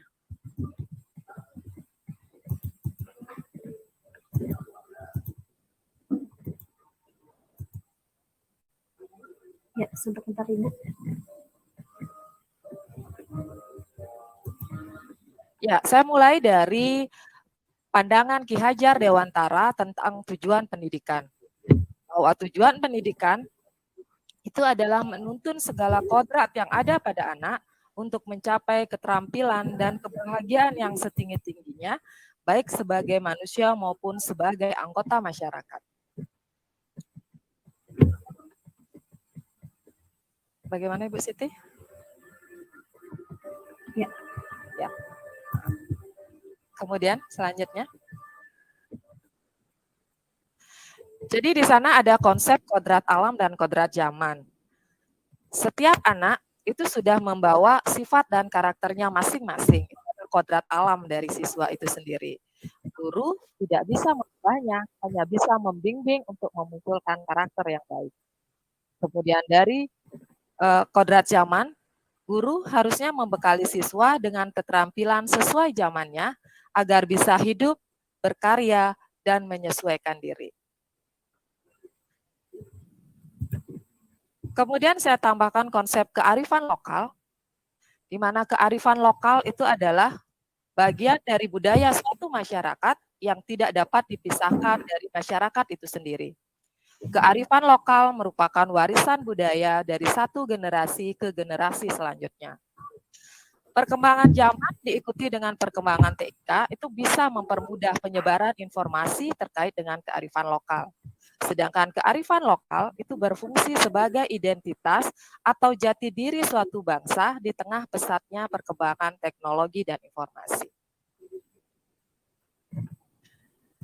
Nah, dari dua konsep itu, saya menyimpulkan bahwa pembelajaran yang diharapkan itu adalah pembelajaran yang berpusat pada siswa, kemudian pembelajaran yang memanfaatkan teknologi, informasi, dan komunikasi sesuai dengan perkembangan zaman, serta akan lebih bagus lagi jika pembelajaran itu berlandaskan kearifan lokal. Nah, dari banyak model atau strategi pembelajaran inovatif, saya memilih flipped classroom dalam penerapan pembelajaran di kelas. Nah, apa itu flipped classroom? Flipped classroom atau kelas terbalik, menurut Beckman dan Sams, adalah apa yang secara tradisional kita lakukan di kelas, sekarang dilakukan di rumah. Sementara apa yang secara tradisional dilakukan sebagai pekerjaan rumah, kini diselesaikan di kelas. Sedangkan menurut Johnson, flipped classroom merupakan model pembelajaran yang meminimalkan pengajaran langsung dari guru, tetapi memaksimalkan pengajaran tidak langsung dengan dukungan materi yang dapat diakses secara daring oleh siswa.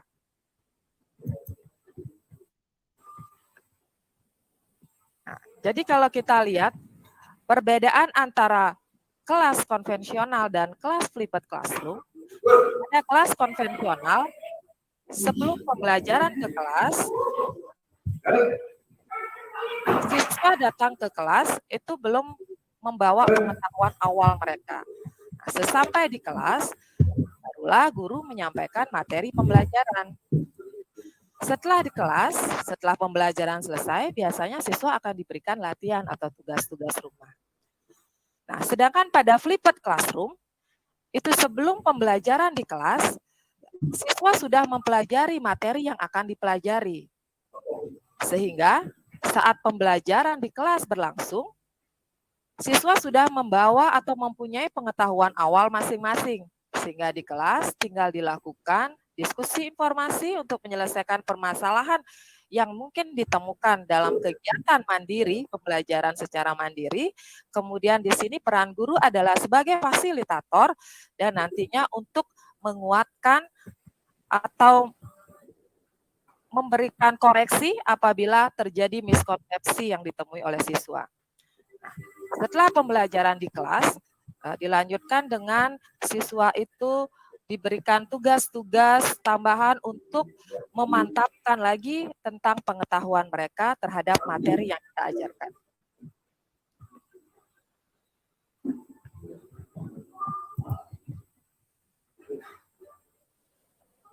Jadi kalau kita lihat dari kata flip, itu fleksibel. Environment, lingkungan yang fleksibel, itu artinya merancang waktu dan ruang belajar sesuai kebutuhan peserta didik. Jadi biasanya materi kita berikan seminggu sebelum pembelajaran berlangsung, sehingga peserta didik itu mempunyai waktu dan ruang belajar yang cukup panjang sesuai dengan kebutuhan mereka. Jadi mereka bisa menentukan kapan mereka akan melaksanakan kegiatan pembelajaran. Nah, karena pembelajaran dilakukan secara daring ya, atau pembelajaran dari rumah, kita bisa menyediakan, guru bisa menyiapkan beragam cara bagi peserta didik untuk mempelajari dan menguasai konten yang kita harapkan. Jadi disinilah saya menerapkan konten sumber-sumber belajar digital, salah satunya adalah portal Rumah Belajar. Kemudian ada budaya belajar, learning culture. Di sini dikatakan bahwa memberikan kesempatan pada peserta didik untuk melakukan aktivitas pembelajaran secara mandiri. Jadi diharapkan siswa atau peserta didik itu belajar secara mandiri. Mereka memperoleh atau membangun atau menyusun pengetahuan mereka secara mandiri dulu. Kemudian intentional content. Jadi konten yang dibuat mengutamakan konsep yang digunakan pada instruksi langsung agar dapat dipahami peserta didik dengan caranya sendiri. Kemudian konten disesuaikan dengan kebutuhan peserta didik. Disinilah kebutuhan konten itu kita hubungkan dengan kearifan lokal atau tradisi atau budaya yang terjadi di sekitar atau di daerah sekitar peserta didik tersebut. Kemudian ada P untuk profesional edukator, pendidik yang profesional. Tentunya untuk bisa melaksanakan pembelajaran flip classroom ini diperlukan juga guru yang bisa membimbing semua siswanya baik secara individu maupun kelompok, kemudian bisa memberikan umpan balik, bisa memilih metode pembelajaran yang bervariatif untuk memenuhi kebutuhan siswa.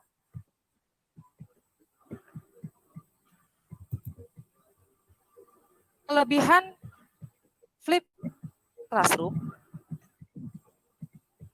Kelebihan flip classroom itu adalah yang pertama tentunya pembelajaran berpusat pada siswa. Karena siswa sendiri yang membangun pengetahuan mereka, mencari informasi dari berbagai sumber tentang materi yang ingin mereka pelajari. Kemudian, siswa dapat mempelajari materi dengan lebih fleksibel dari segi waktu dan jenis konten yang mau dipelajari. Yang ketiga, proses pembelajaran di kelas akan menjadi lebih efektif karena saat siswa memasuki kelas, siswa sudah mempunyai pengetahuan awal tentang materi yang akan dipelajari.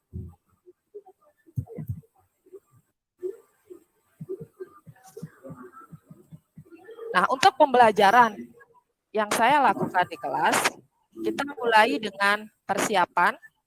Persiapan ini pembelajaran dari rumah, ya. Siswa menyimak video tentang kearifan lokal dari Bali.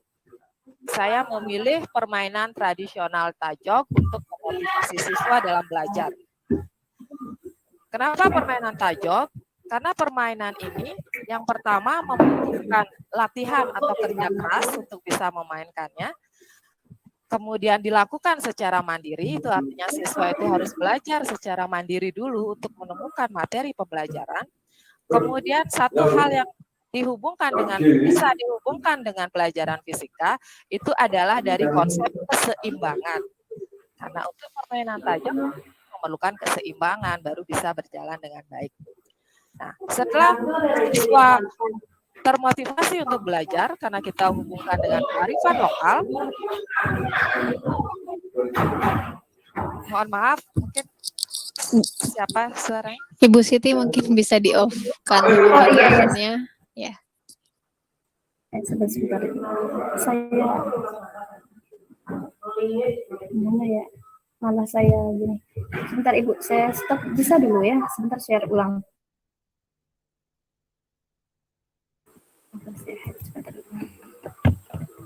Sebentar.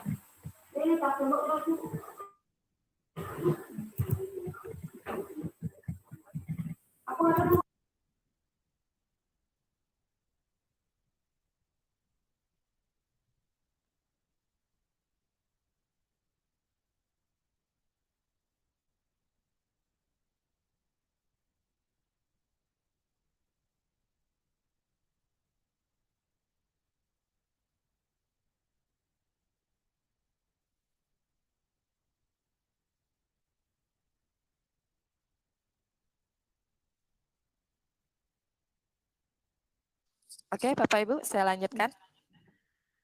Terima kasih, Bu Siti. Jadi persiapannya itu adalah pembelajaran dari rumah.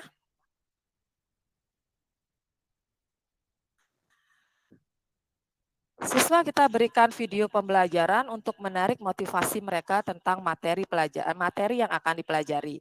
Jadi video pembelajarannya saya hubungkan dengan kearifan lokal dari Bali, yaitu memilih permainan tradisional Tajog. Kenapa memilih permainan tradisional Tajog? Karena untuk bisa memainkan permainan tradisional ini diperlukan latihan atau kerja kelas, kemudian dilakukan secara mandiri, ya. Jadi siswa harus bisa mandiri untuk melakukan kegiatan ini. Kemudian juga yang bisa dihubungkan dengan konsep fisika adalah konsep keseimbangan. Jadi sekalian juga ini kita perkenalkan lagi kepada siswa agar kearifan lokal ini tidak punah. Karena sekarang zaman teknologi kebanyakan peserta didik sudah melakukan atau bermain dengan menggunakan HP. Nah, setelah siswa mengetahui tujuan atau konsep dasar yang dipelajari adalah keseimbangan, maka siswa mempelajari materi baik dalam bentuk audio, video, ataupun praktikum maya yang bisa diakses dari portal Rumah Belajar.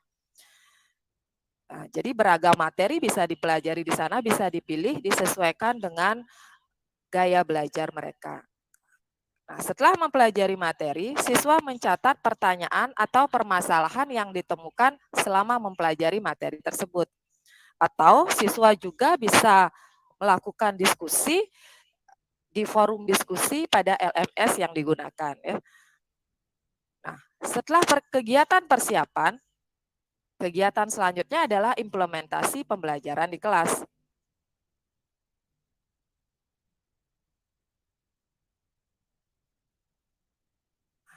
Saat kegiatan implementasi pembelajaran di sekolah, kita mulai dengan pendahuluan biasa memberikan salam dan berdoa, kemudian mengecek kesiapan siswa untuk mengikuti pembelajaran dan melakukan absensi.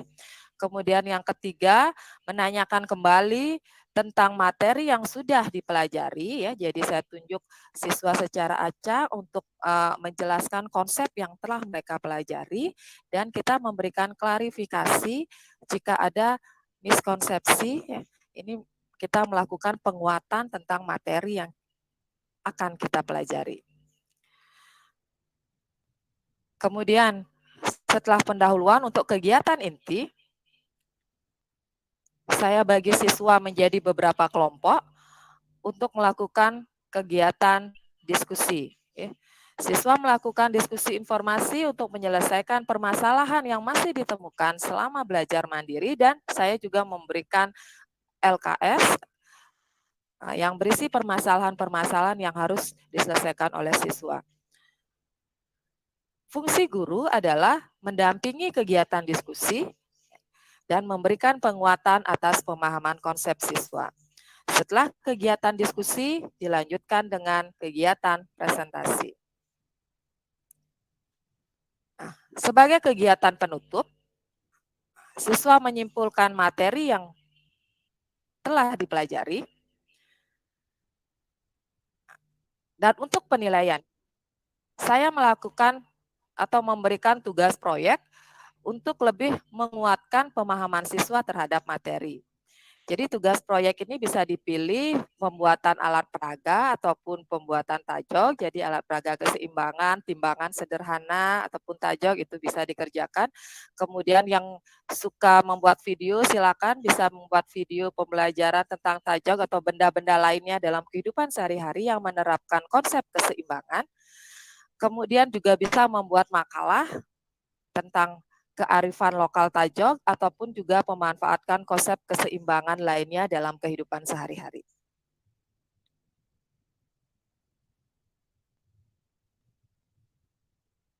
Ya. Jadi sebagai penutup yang bisa saya simpulkan adalah flipped classroom itu dapat meningkatkan motivasi belajar siswa. Karena siswa bisa belajar dari rumah sesuai dengan waktu yang sesuai dengan waktu dan materi atau konten pembelajaran berbasis TIK. Kemudian, pembelajaran juga akan menjadi lebih bermakna karena materi pelajaran kita hubungkan dengan kearifan lokal yang ada di sekitar tempat tinggal mereka.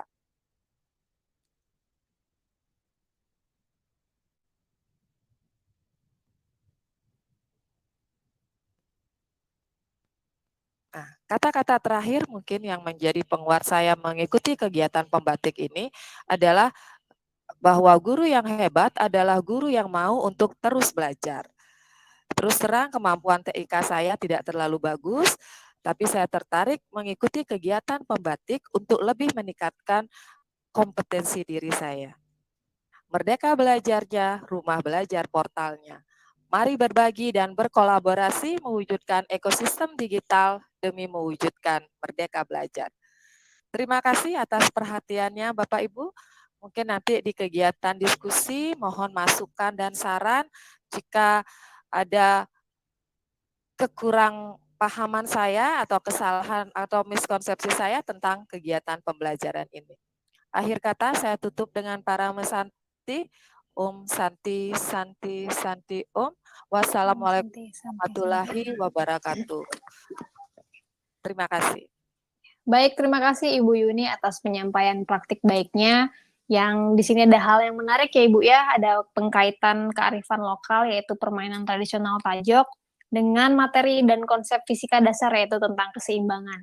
Semoga nanti kita baik itu mata pelajaran yang berkaitan dengan sains ataupun humaniora bisa mengkaitkan lebih banyak agar siswa lebih paham terkait dengan konsep-konsep pelajaran kita. Terima kasih baik Bapak Ibu sebelumnya. Terima kasih banyak atas hadirin semua yang masih tetap setia pada room webinar pada malam hari ini. Dan kita akan menyaksikan penampilan terakhir dari satu-satunya SRB pria di di Kabupaten Buleleng pada tahun ini 2022, Pak Tisen Tara dari SMP Negeri 3 Groga. Bagaimana Pak Tisen? Apa sudah siap untuk menyampaikan praktik baiknya? Oke, siap. Iya, baik. Suaranya? Waktu saya persilahkan. Suaranya sudah jelas, Pak. Oke. Sudah ya? Oke. Ya. Untuk Ibu Oke, Siti, selamat malam. silakan ditampilkan dulu ininya. Oke. Oke. Silakan Pak Tisen. Oke. Selamat malam Bapak Ibu yang ada di ruang Pikon ini. Sekali lagi saya mengucapkan terima kasih karena Bapak Ibu sudah menyempatkan diri untuk hadir dalam ruang Pikon ini.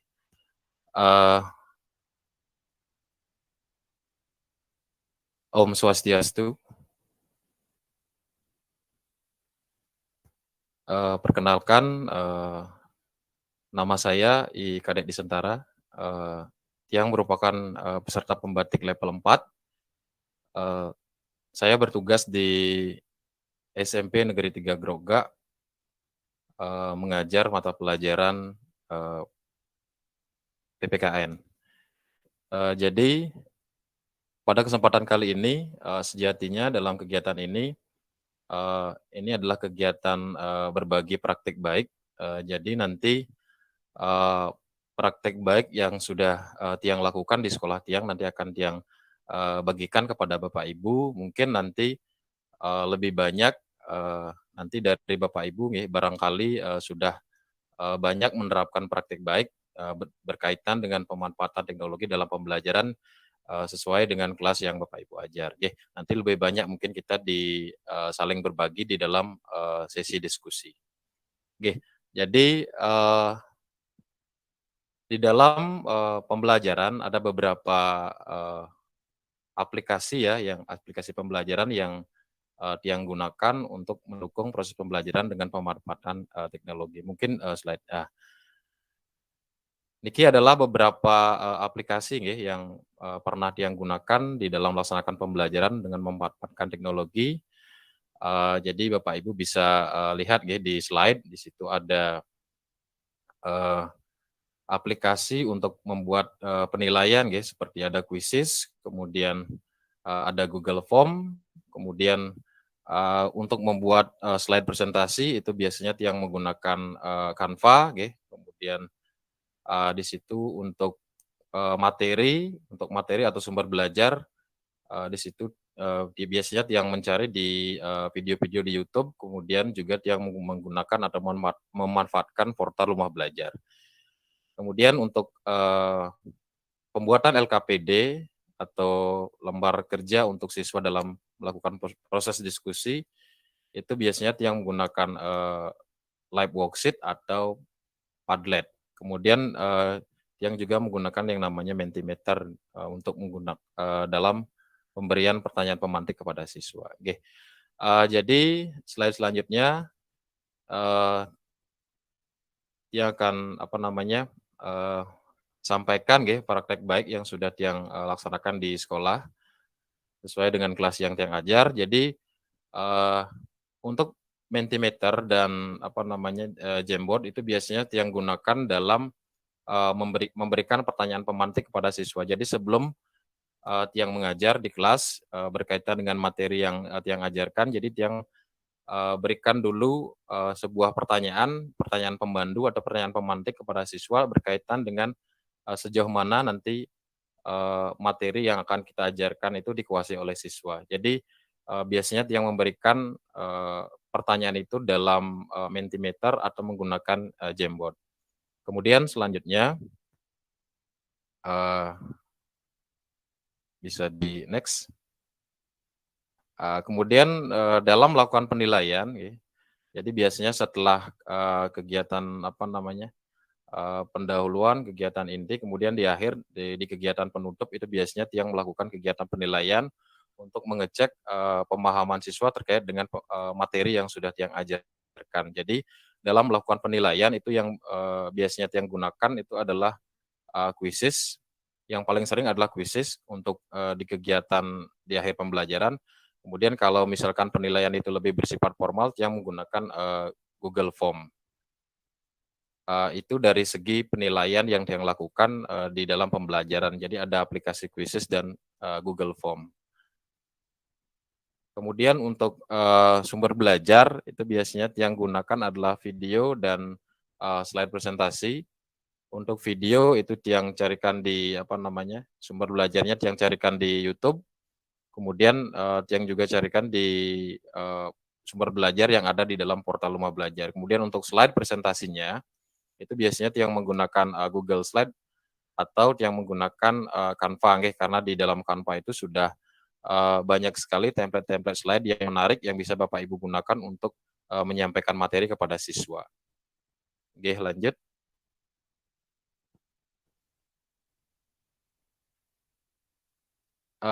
Selanjutnya ini adalah aplikasi yang pernah juga yang terapkan di dalam pembelajaran, yang mencoba untuk membuat media pembelajaran yang lebih menarik dan lebih interaktif dengan menggunakan sebuah aplikasi yang bernama SAC atau Smart Apps Creator. Jadi di dalam aplikasi itu kita bisa merancang pembelajaran yang menarik dengan memasukkan materi atau gambar-gambar animasi. Kemudian kita juga bisa membuat evaluasi di dalam aplikasi tersebut. Jadi untuk aplikasi ini yang kemarin terapkan di kelas 9 di kelas 9 di sekolah tiang. Jadi anak-anak sangat sangat antusias sekali dengan pembelajaran dengan media interaktif. Jadi anak-anak SAC ini bisa digunakan secara daring atau juga bisa digunakan terlebih dahulu anak-anak menginstal aplikasi tersebut, apps tersebut di dalam smartphone-nya, kemudian mereka bisa menjalankan aplikasi tersebut melalui smartphone. Itu baik secara daring maupun diinstal terlebih dahulu. Oke, selanjutnya.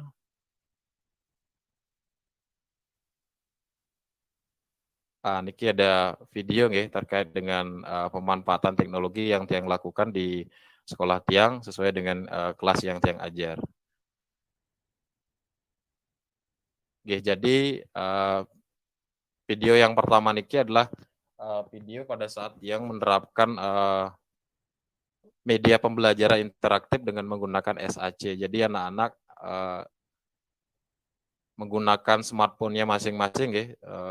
Di sana ada ada materi yang harus anak-anak pelajari, kemudian setelah anak-anak mempelajari materi tersebut, nanti di bagian akhir itu ada semacam tes, ya, semacam evaluasi terkait dengan sejauh mana materi yang sudah dipelajari oleh anak-anak itu dikuasai oleh mereka. Jadi Bapak Ibu bisa bisa perhatikan ya di slide itu tampilannya seperti itu.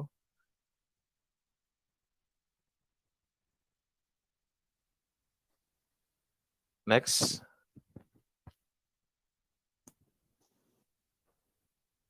Untuk Niki yang juga pernah menerapkan pembelajaran dengan menggunakan Canva pada saat itu materi yang Tiang ajarkan adalah berkaitan dengan penerapan Pancasila dari masa ke masa. Kemudian Tiang mengajak anak-anak untuk membuat sebuah poster digital menggunakan aplikasi Canva. Jadi anak-anak sangat sangat antusias sekali. Ternyata dari hal-hal seperti ini terlihat sekali bahwa anak-anak memang sangat kreatif ya. Kalau memang diberikan kesempatan, anak-anak sangat terlihat ya, kreativitasnya. Mungkin videonya tidak bisa terputar. Lanjut. Niki juga bisa dilewati Bu Siti. Kayaknya videonya tidak bisa diputar.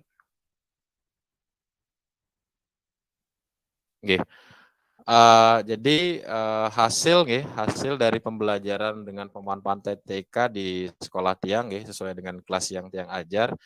Jadi Tiang bisa simpulkan bahwa dengan pemanfaatan teknologi dalam proses pembelajaran itu ternyata dapat meningkatkan motivasi dan semangat belajar siswa dalam pembelajaran PPKN di sekolah Tiang. Jadi dengan pemanfaatan teknologi sesuai dengan seperti apa yang kita ketahui bahwa anak-anak kita yang sekarang ini mereka lebih senang dengan hal-hal yang berkaitan dengan teknologi, apalagi bahwa mereka itu adalah generasi digital native generasi yang memang lahir dan tumbuh di dalam kemajuan teknologi. Jadi mereka sangat senang sekali dengan hal-hal yang berkaitan dengan teknologi dalam pembelajaran. Lanjut.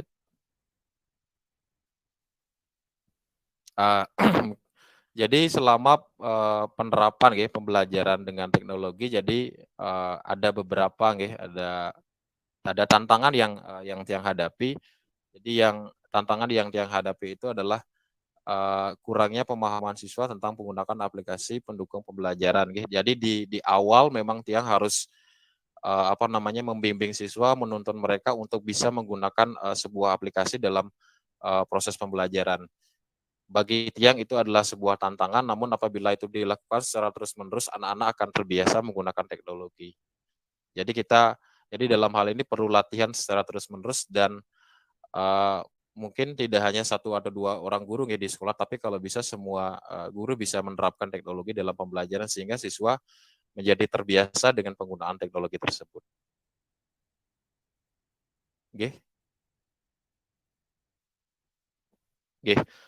Demikian yang bisa Tiang sampaikan di dalam kesempatan kali ini. Mungkin nanti lebih banyak Tiang mungkin nanti menginginkan ada masukan dan saran dari Bapak Ibu guru mungkin terkait dengan praktik baik yang sudah Bapak Ibu lakukan di sekolah masing-masing terkait dengan pemanfaatan teknologi dalam pembelajaran. Akhir kata Tiang tutup dengan Paramo Santi, Om Santi. Santi. Waktu Tiang kembalikan kepada moderator. Baik, terima kasih Pak Tisentara untuk penyampaian praktik baiknya sebagai penyampaian closing Pak ya. Terima kasih untuk itu. Di sini saya simpulkan sedikit, dapat dikatakan bahwa praktik baik yang tadi disajikan oleh Pak Tisentara adalah akumulasi hampir keseluruhan praktik baik yang telah dilaksanakan di SMP Negeri 3 Groga dengan melibatkan banyak sekali beberapa platform dan juga aplikasi, baik itu Mentimeter, Quizizz, Padlet, Liveworksheet, Canva, lain sebagainya, hingga SAC yang bisa digunakan untuk membuat game edukasi atau edukatif. Dan ada poin penting yang saya tadi dapatkan dari penyampaian Pak Tisen, yaitu kita harus bisa melakukan pendekatan kepada anak-anak yang lahir dan juga tumbuh di eranya teknologi ini sendiri, sehingga alangkah baiknya pembelajarannya kita libatkan dengan TIK. Baik Bapak Ibu, demikian penyampaian dari praktik baik keempat SRB Kabupaten Buleleng, Provinsi Bali pada tahun 2022. Dan untuk itu sekarang kita masuk ke sesi diskusi dan tanya jawab. Bapak Ibu dapat mengajukan pertanyaan, memberikan kritik dan saran yang tentunya akan membangun kegiatan diseminasi ini.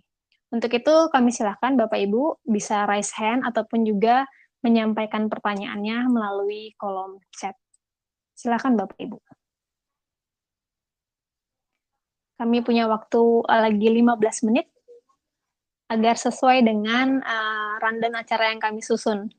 Karena kita lihat Bapak Ibu di sini sudah sangat bersemangat dan mau menyediakan waktunya hingga dengan hampir jam 9:30 malam ini. Kita apresiasi sangat tinggi Bapak Ibu semua, terima kasih. Baik, yang pertama ada Bapak Kaderian. Silakan Bapak untuk mengajukan pertanyaannya. Kami persilakan Bapak Kaderian. Baik, selamat malam. Selamat malam Terima Pak kasih Rian. Penyampaian biasa sekali ya dari Pak narasumber yang tadi. Ada Bu Desi, ada Bu Siti, Bu Yuni, dan Pak Vincent. Tentunya ini merupakan pengalaman baru bagi saya tentang pembatik ini, karena sebelumnya saya kurang tahu juga. Terima kasih telah mengundang saya juga untuk ikut berkecimpung dalam kegiatan sharing pada hari ini. Saya beberapa yang saya ingin tanyakan ke Bu Desi ya. Ini terkait, kebetulan juga guru geografi itu. Terkait tadi pembelajarannya ada menggunakan tadi menggunakan GIS itu, Geografi Informasi Sistem untuk aplikasinya gitu. Bagaimana itu penerapannya di kelas, sementara itu kan aplikasi yang tidak begitu terkenal untuk siswa gitu. Sementara di kampus pun kita dapat mata kuliah untuk GIS itu selama 1 semester. Nah, sekarang dicobakan diterapkan di jenjang SMA. Bagaimana itu pengimplementasiannya, yaitu bagaimana mengajarkan secara singkat kepada anak-anak tentang penggunaan aplikasi GIS itu, Ibu. Terima kasih. Oke, baik, terima kasih Pak Rian. Pertanyaannya saya tampung dulu Bapak. Pertanyaan di sini berkaitan bagaimana cara mengaplikasikan aplikasi ARGIS, Geografi Informational System di sini untuk anak-anak tingkat SMA, karena kita sendiri pada saat kuliah cukup kewalahan untuk mata kuliah ini. Terima kasih. Untuk penanya kedua, kami persilahkan Bapak Putu. Maaf, di sini Bapak Putu Arimbawe. Silakan Bapak. Selamat malam Bapak pengawas sekolah kami. Selamat malam Bapak sudah turut hadir. Kami persilahkan. Selamat malam. Bapak. Suaranya jelas ya? Sudah jelas Bapak.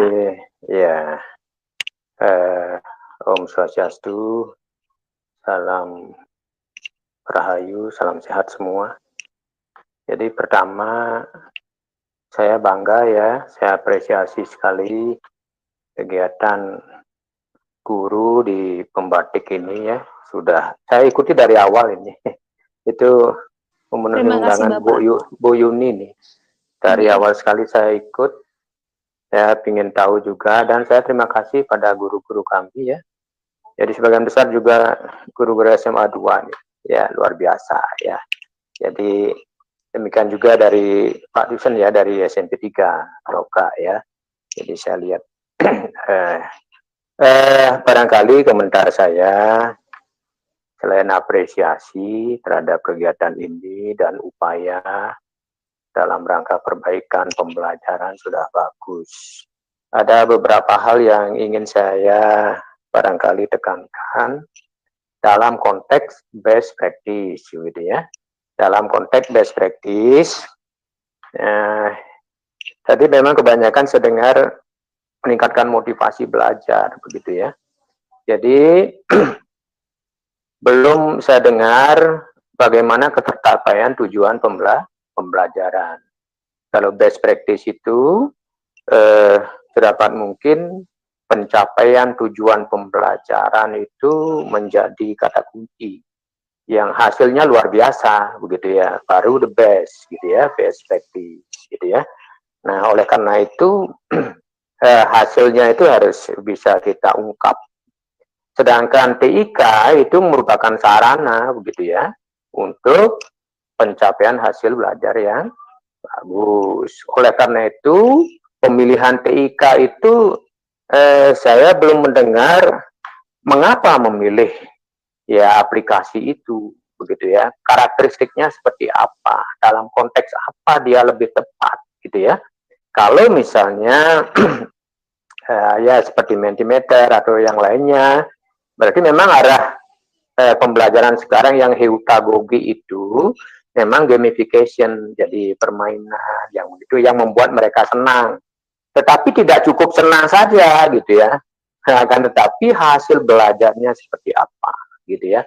Itu yang perlu lebih diangkat ya ketika kita menyajikan. Oleh karena itu tentu harus dipaparkan latar belakangnya seperti apa kondisi peserta didik kita, jadi before dan after itu nanti kelihatan ya.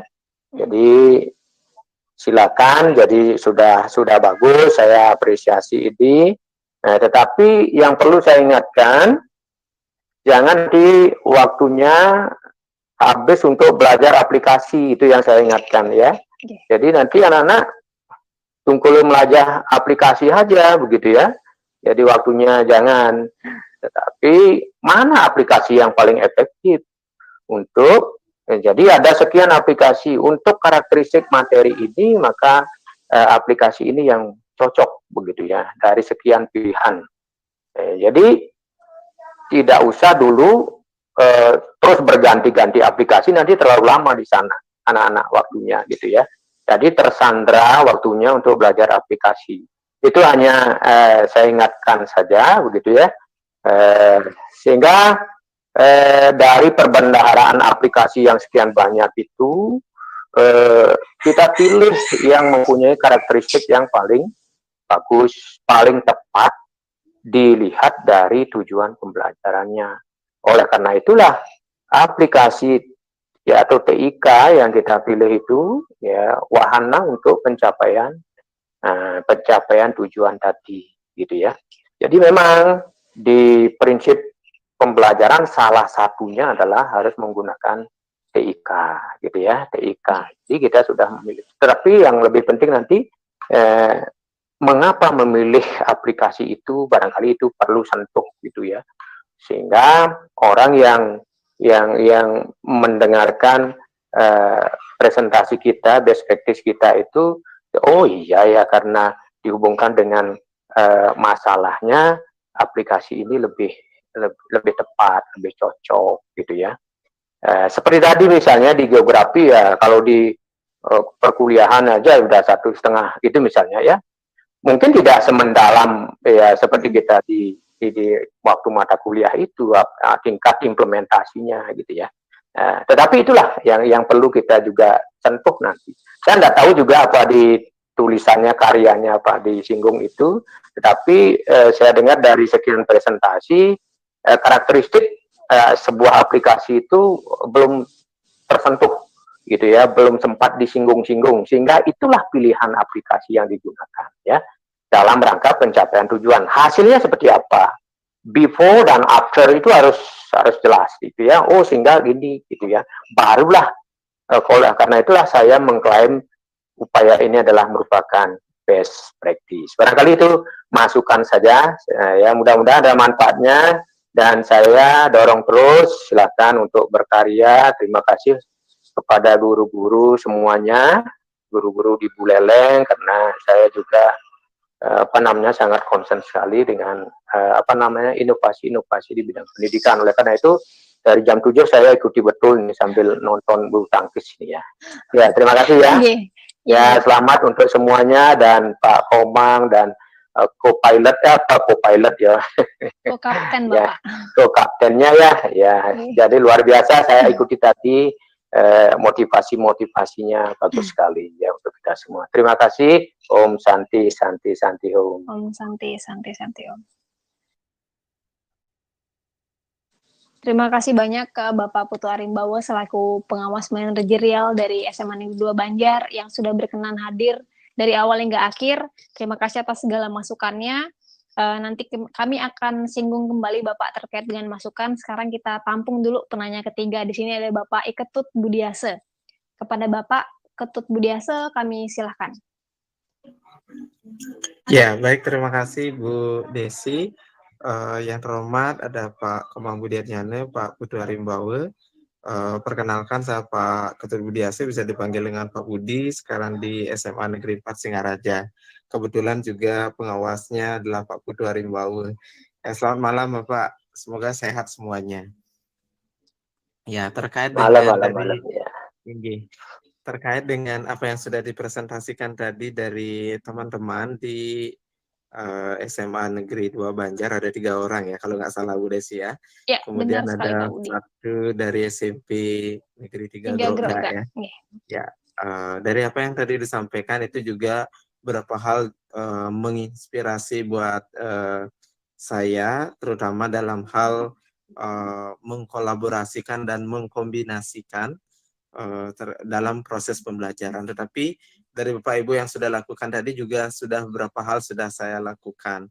Nah, tetapi dalam hal ini yang tadi apa yang tadi disampaikan oleh Pak Putu adalah mengarahnya adalah ke tujuan pembelajaran. Memang benar apa yang tadi disampaikan oleh Pak Putunya adalah ini hasilnya untuk apa, kemana gitu ya. Memang arahnya adalah ke sana.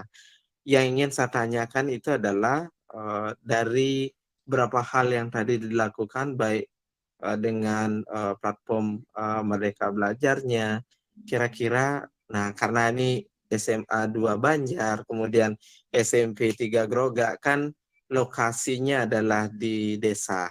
Dan saya pun merasa ngajar di kota, ya di jantung kota juga mengalami beberapa kendala, terutama adalah untuk anak-anak yang kurang mampu dari segi ekonomi, terutama ketika kita pembelajarannya yang berbasis TIK. Nah, bagaimana dengan di desa? Apakah mengalami kendala hal yang ini, seperti ini? Dan bagaimana trik dan strateginya untuk mengantisipasi sehingga mereka mau belajar, terutamanya ya perangkat yang mereka miliki, kemudian paket yang mereka miliki, kemudian ada terhambat sinyal dan lain sebagainya. Bagaimana caranya sehingga dalam pembelajaran ini, karena kita adalah serentak secara bersamaan tentu ada beberapa kendala yang harus kita alami dan bagaimana caranya mengatasinya. Itu saja dari saya, Bu Desi. Terima kasih dan mohon maaf jika ada hal-hal yang kurang berkenan. Terima kasih, selamat malam. Terima kasih Pak Ketut Budiase. Di sini pertanyaannya cukup merangkap dari penyampaian kami berempat, Bapak ya, berkaitan pada apa saja kendala selama melaksanakan praktik baik kami, tantangannya apa, solusinya apa, dan kemudian bagaimana untuk mengatasi kekurangan dari segi penggunaan teknologi siswa ataupun juga kebutuhan akan paket internet seperti itu ya Pak Budi ya. Nanti kami bersama akan mencoba membahas dan menjawab ini. Baik, untuk penanya kita cukupkan dulu 3. Kita akan bahas dulu satu-satu terkait dengan pertanyaan dari Pak Rian, kemudian pemberian masukan dari Pak Putu Arimbawe selaku pengawas manajerial sekolah kami, serta pertanyaan terakhir dari Pak Ketut Budiase. Untuk pertanyaan yang pertama di sini dari Pak Kaderian Surya Negara, di mana lebih menanyakan kepada pengaplikasian aplikasi ARJIS, ya Pak Rian ya, untuk mata pelajaran geografi. Benar yang disampaikan kepada Pak Rian bahwa pada dasarnya aplikasi ini mungkin memang tidak dikenal oleh siswa itu sendiri. Mungkin kita pun juga belum terlalu tahu banyak tentang ARJIS. Namun disinilah peran saya selaku guru untuk menghadirkan aplikasi yang bisa menjawab untuk ketercapaian dari tujuan pembelajaran itu sendiri. Karena dalam proses pembuatan peta, yang tadi saya sampaikan bahwa saya menghadirkan proses yang different, berbeda atau beragam, tidak hanya secara manual namun digital. Aplikasi ARJIS ini mungkin kalau kita lihat agak rumit. Namun pada dasarnya dua konten utamanya adalah kita memasukkan data. Datanya bisa kita peroleh dari foto satelit yang pada dasarnya itu basis datanya saya sudah siapkan Pak Rian.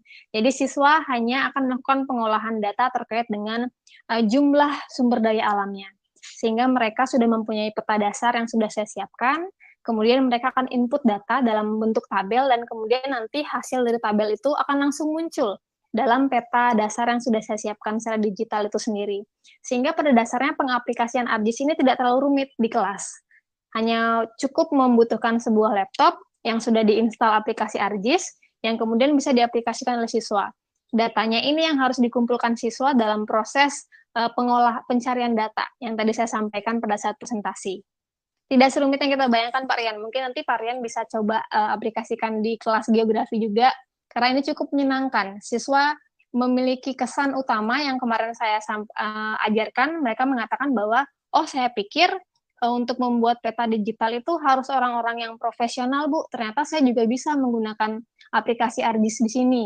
Dan itu menunjukkan bahwa siswa kami menangkap untuk penggunaan aplikasi ini, yang sekaligus menjawab pertanyaan dan juga masukan dari pengawas manajerial kita, Pak Putu Arimbawa, yaitu dengan karakteristik utama dari aplikasi ArcGIS ini mampu melakukan solusi untuk mencapainya tujuan pembelajaran dari materi geografi itu sendiri. Seperti itu, Pak Rian. Mungkin bagaimana bisa diterima jawaban saya? Baik, Ibu. Terima kasih. Ya.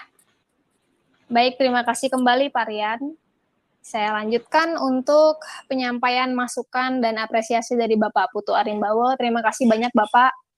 Di sini dengan dukungan kehadiran Bapak, kami sangat semakin bersemangat untuk bisa menampilkan inovasi yang lebih baik. Kedepannya kami akan mencoba untuk memperbaiki best practice kami. Dari penekanan Bapak, kita harus menyampaikan before dan after-nya, kemudian menekankan pula pada tujuan pembelajaran yang akan kita capai, serta bagaimana karakteristik utama dari aplikasi yang kita pilih, dan konsistensi kita dalam menjalankan aplikasi itu sendiri, agar siswa tidak memakan waktu banyak untuk mengenal aplikasi, tapi memakan waktu banyak untuk belajar dan tumbuh bersama-sama guru dalam kelas. Terima kasih, Pak Putu Arimbawa. Ya, terima kasih.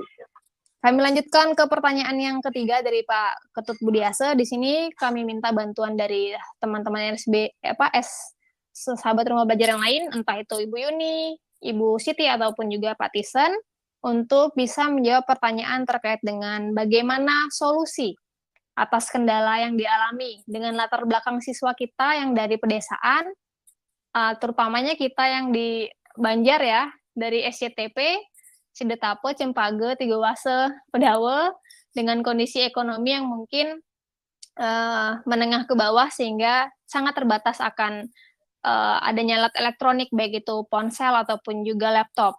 Bagaimana solusinya? Silahkan. Bisa Ibu Yuni dulu, atau Ibu Siti, atau Pak Tisen. Nanti saya akan menambahkan. Silahkan. Ya. Bisa Pak Tisen dulu, silakan Pak Tisen. Yes. Suara dia kedengaran ya? Ya, sudah terdengar, Pak. Sebelumnya yang ucapkan terima kasih pada penanya ya, kemudian masukan dari Bapak Putu Arimbawa tadi sangat luar biasa sekali ya, yang akan jadikan untuk kedepannya, perubahan kedepannya. Ya, terkait dengan pertanyaan dari senior tiang nih Pak Biase, senior tiang di PKN. Jadi bagaimana cara mengatasi untuk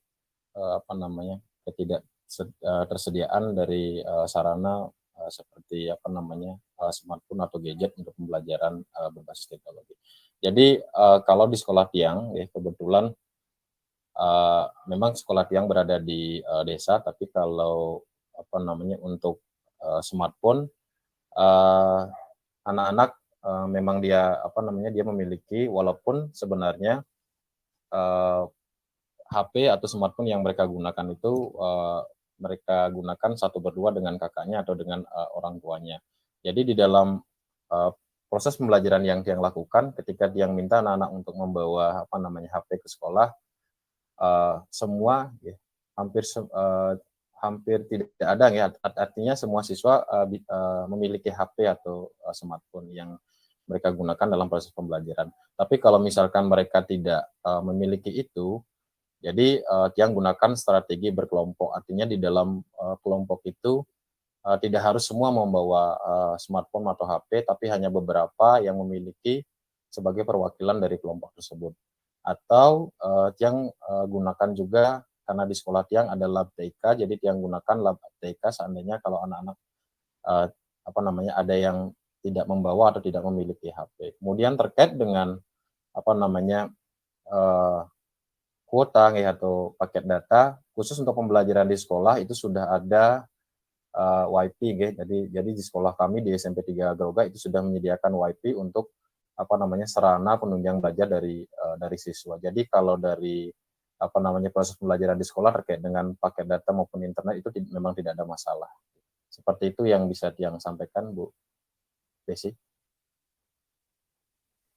Baik, terima kasih Pak Tisan. Silahkan dilanjutkan Ibu Siti. Terima kasih Ibu Desi. Sedikit tambahan dari saya. Sebelumnya terima kasih banyak Bapak Ketut Budiasa dan juga masukannya dari Pak Putu Arimbawo selaku pengawas SMA Negeri 2 Banjar. Ya, jadi terkait dengan hal tersebut untuk mengantisipasi dari praktik baik yang sudah saya lakukan. Jadi tadi saya sempat singgung dan sempat jelaskan bahwa kegiatan praktik baik yang saya lakukan itu hanya dilakukan atau penggunaan handphone itu hanya satu dalam satu kelompok. Jadi biasanya saya informasikan hal tersebut 1 minggu sebelum pembelajaran. Jadi saya sampaikan ke mereka bahwa cukup satu kelompok saja yang menggunakan handphone seperti itu. Kemudian penggunaan handphone ini pun tidak setiap pertemuan, jadi hanya waktu-waktu tertentu saat mereka melakukan kuis seperti itu.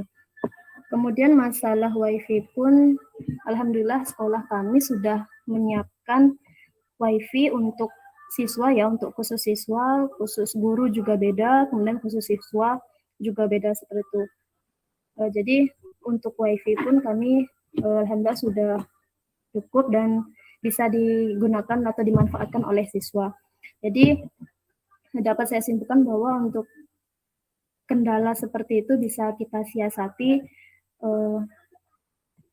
seperti yang sudah saya lakukan. Jadi saya hanya membutuhkan dari kelompok tersebut hanya satu handphone saja. Jadi tidak semua siswa membawa HP ke sekolah. Jadi bisa mengurangi beban mereka, baik itu dari misalkan mereka hanya memiliki HP yang digunakan berdua dengan kakaknya atau orang tuanya seperti itu. Begitu juga dengan kuota. Jadi ya alhamdulillah kami sudah memiliki WiFi. Jadi itu saja tambahan dari saya untuk Pak Ketut. Saya kembalikan ke Ibu Desi. Ya, terima kasih Bu Siti untuk tambahan jawaban dari Pak Tisen tadi, dan sekarang silakan Ibu Yuni untuk menambahkan. Terima kasih Bu Desi. Mungkin saya tambahkan sedikit. Pertama, terima kasih kepada Pak Rian. Suaranya belum terdengar Ibu. Masih off mic sepertinya. Halo? Masih belum terdengar. Sudah. Oh, sudah. Di saya nggak terdengar. Coba. Bagaimana Bu Desi? Sudah bisa didengar? Di saya nggak terdengar sama sekali, Bu. Sudah. Oh ya. Berarti di saya tidak terdengar. Silakan. Baik, terima kasih. Pertama-tama terima kasih kepada Pak Rian, Pak Budiase, dan terutamanya Pak Putu Arimbawo. Terima kasih atas kesediaannya meluangkan waktu untuk mengikuti kegiatan webinar ini. Dan terima kasih atas saran dan masukan yang diberikan untuk kami bisa belajar lebih baik lagi untuk membuat praktik baik dan memilih nanti tujuan yang dicapai itu adalah hasil akhirnya adalah tujuan pembelajaran dan kemudian alasan untuk memilih rumah belajar mungkin akan nanti kami tambahkan lagi di tulisan praktik baik kami. Nah, kemudian dari Pak Putu Budiase tentang kendala sosial ekonomi, masalah kuota atau sinyal, ya memang kita hadapi seperti itu ya. Dan inilah sebenarnya satu tantangan di pembelajaran daring kemarin. Nah, makanya solusinya adalah di blended. Jadi pembelajaran daring dari rumah itu nanti dijelaskan lagi atau dikuatkan lagi dengan pembelajaran di dalam kelas. Kemudian untuk masalah kuota ya saya mempersilahkan memang siswa saya boleh belajar mandiri ataupun boleh belajar berkelompok. Dan juga karena rentang waktu yang diberikan cukup lama, jadi untuk HP saya tanyakan ke siswa, hampir semua punya HP, masalahnya memang di kuota ataupun sinyal. Jadi karena ada waktu cukup lama, mungkin sore hari atau kegiatan ekstra, silahkan datang ke sekolah, manfaatkan WiFi yang ada di sekolah. Seperti itu yang saya gunakan kemarin agar mereka bisa tetap mempelajari materi menggunakan TIK. Terima kasih, mungkin seperti itu Bu Desi.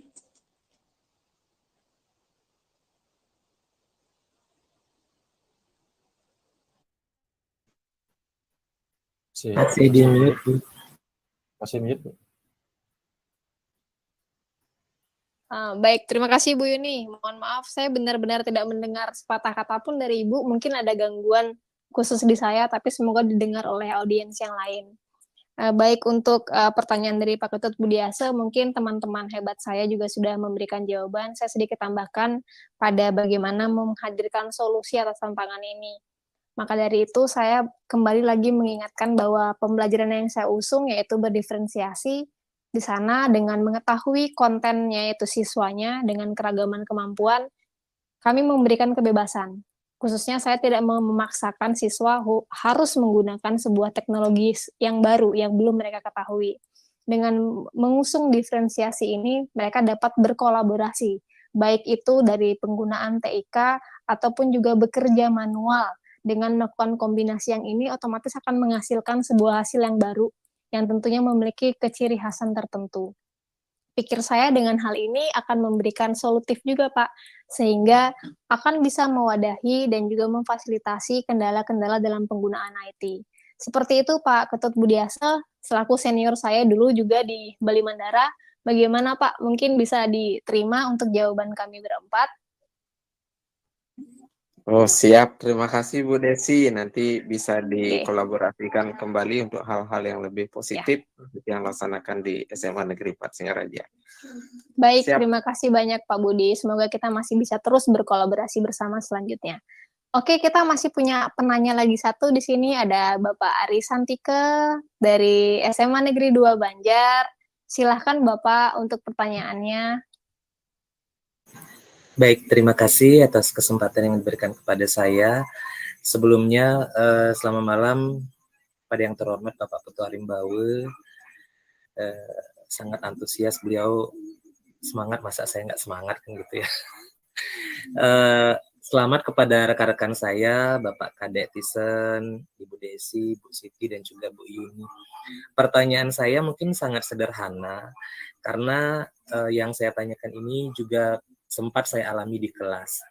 Ketika kita memanfaatkan TIK, gitu kan, misalkan menggunakan aplikasi video cutter gitu misalkan, atau video maker. Ketika kita memperkenalkan sebuah aplikasi kepada murid, nah ternyata murid jauh lebih mengetahui tentang aplikasi-aplikasi sejenis gitu. Nah, apa yang Bapak Ibu lakukan? Apakah mengcombine itu atau tetap menggunakan aplikasi yang kita sarankan ke murid atau bagaimana? Agar kredibilitas kita sebagai seorang pendidik juga tidak lemah di mata siswa. Saya minta juga masukan dari Bapak Ibu, harus bagaimana kita sebagai pendidik ketika kita berada pada situasi tersebut. Terima kasih. Baik, terima kasih Pak Ari Santike terkait dengan pertanyaannya.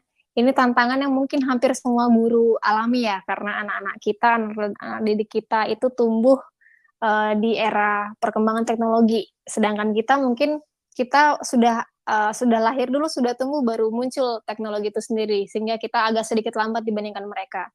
Mungkin saya coba jawab dulu ya untuk Ibu Yuni, Ibu Siti, dan Pak Tisen.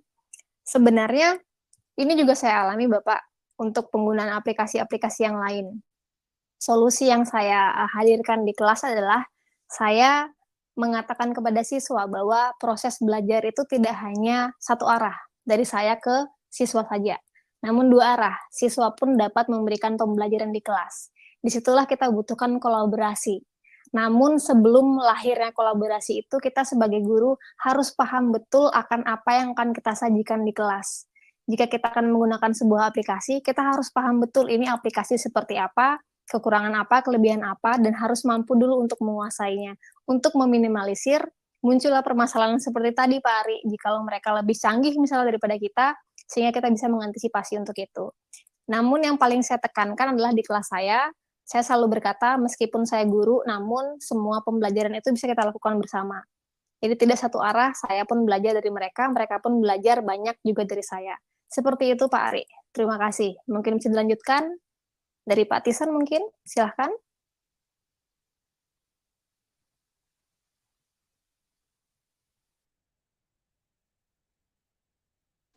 Ya, boleh Pak Tisan, silahkan.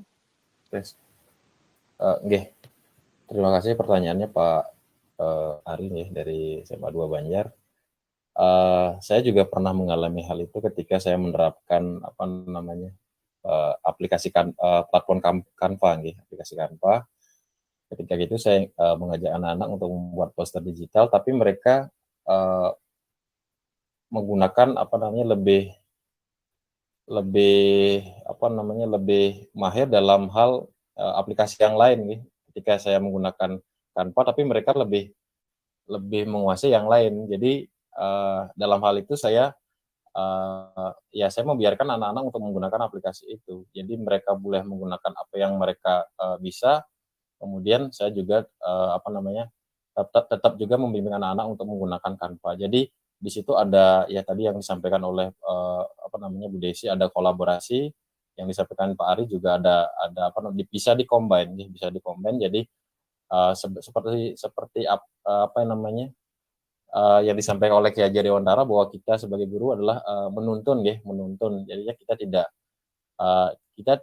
tidak bisa memaksakan kodrat anak, kita hanya bisa menuntun. Kalau memang dia sudah menguasai hal itu, ya kita tuntun dia, kita arahkan sesuai dengan apa yang mereka pahami. Jadi terkait dengan aplikasi yang mungkin kita sampaikan, kemudian mereka bisanya yang lain, ya jadi kita berikan kebebasan kepada siswa, karena belajar itu kan ya sesuai dengan apa yang mereka bisa. Seperti itu mungkin tambahan dari dia.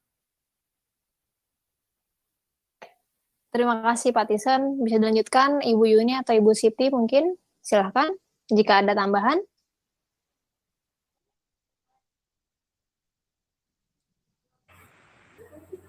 Ya, Ibu Desi, untuk saya mungkin hampir sama ya dengan Bu Desi dan Pak Tisan, sudah dijelaskan juga, penjelasannya sepertinya sudah sangat lengkap. Jadi untuk saya sementara sudah diwakilkan ya dengan Bu Desi dan Pak Tisan. Oke. Ya, baik. Terima kasih Ibu Siti. Ibu Yuni, ada mungkin tambahan yang mau disampaikan Ibu dari pertanyaan Pak Ari? Yang sekaligus mungkin pertanyaan terakhir, karena kita sudah ngaret 15 menit dari waktu yang kita jadwalkan. Ibu Yuni masih di ruangan, ya? Baik, terima kasih Pak Ari. Terima kasih atas kesetiaannya mengikuti webinar ini ya. Jadi memang benar, seperti contohnya saya generasi yang lahir tahun 80-an ya. Waktu itu perkembangan zamannya tidak sepesat ini.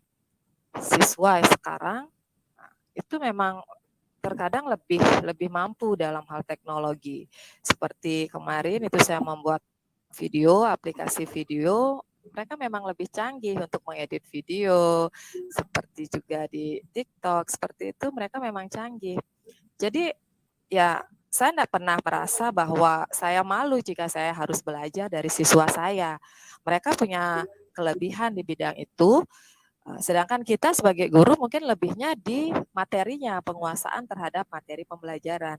Kemudian pada pemanfaatan aplikasi, kalaupun mereka memang menguasai aplikasi lain, ya tidak ada salahnya kita memang saling belajar satu sama lain ya.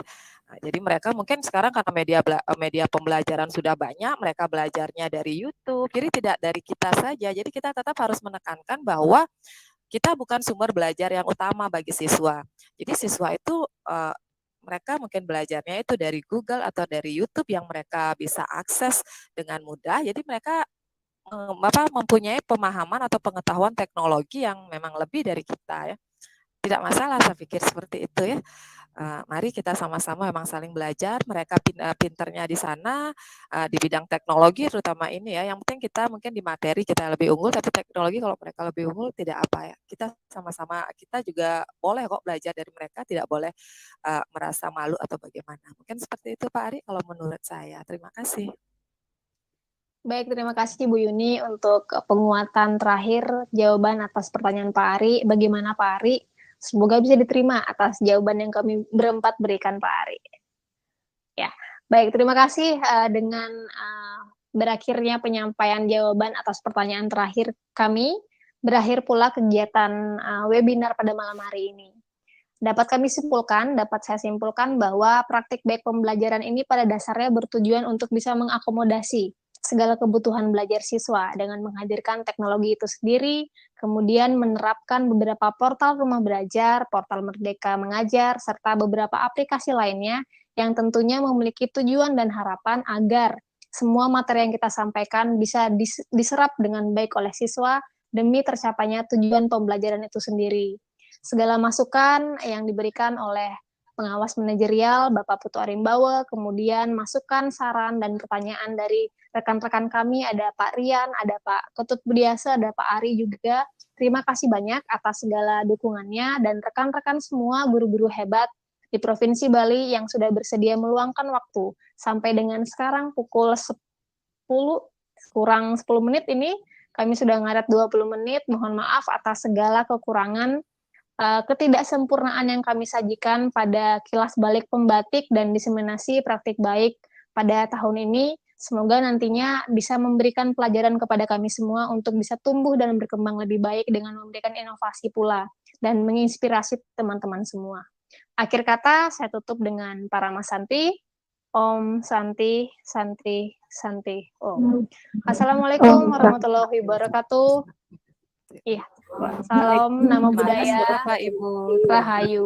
Terima kasih Bapak Ibu semua, terima kasih banyak. Terima kasih banyak.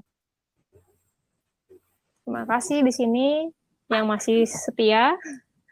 Pak Budi, Komang Budiatnya, Pak Komet mungkin bisa dimatikan dulu, apa namanya Pak? Recordnya Pak. Terima kasih Bu Inten, Ibu Devi Wirianti, Pak Mudite, senior saya, Pak Trime. Terima kasih Bapak, ada Ibu Kadek juga tadi, kemudian Pak Rian, terima kasih banyak. Ada Ibu Dwi Jayanti, rekan saya yang di Grogga ini sekarang, Pak Yudi Priyatnyana, terima kasih banyak kehadirannya, dan Bapak Ibu lainnya tidak bisa saya sebutkan satu persatu. Terima kasih banyak, maaf atas kekurangan selama memandu acara ini.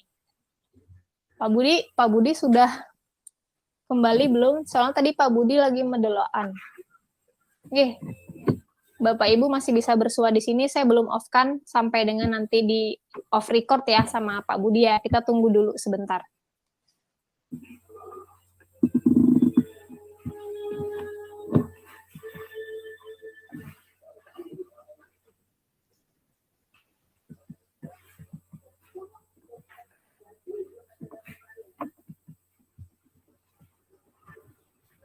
Oke, sepertinya sudah dikirimkan recordnya Pak Budi secara live di YouTube. Nanti kita bisa mengolah itu untuk keperluan kita dalam pemenuhan tugas ya, teman-teman semua ya. Di sini saya mengucapkan terima kasih banyak bantuannya dari Bu Siti, Bu Yuni, Pak Tisen, Pak Komang, dan Ibu Eka yang sebenarnya sudah tadi meninggalkan ruang duluan karena juga mengikuti kegiatan serupa.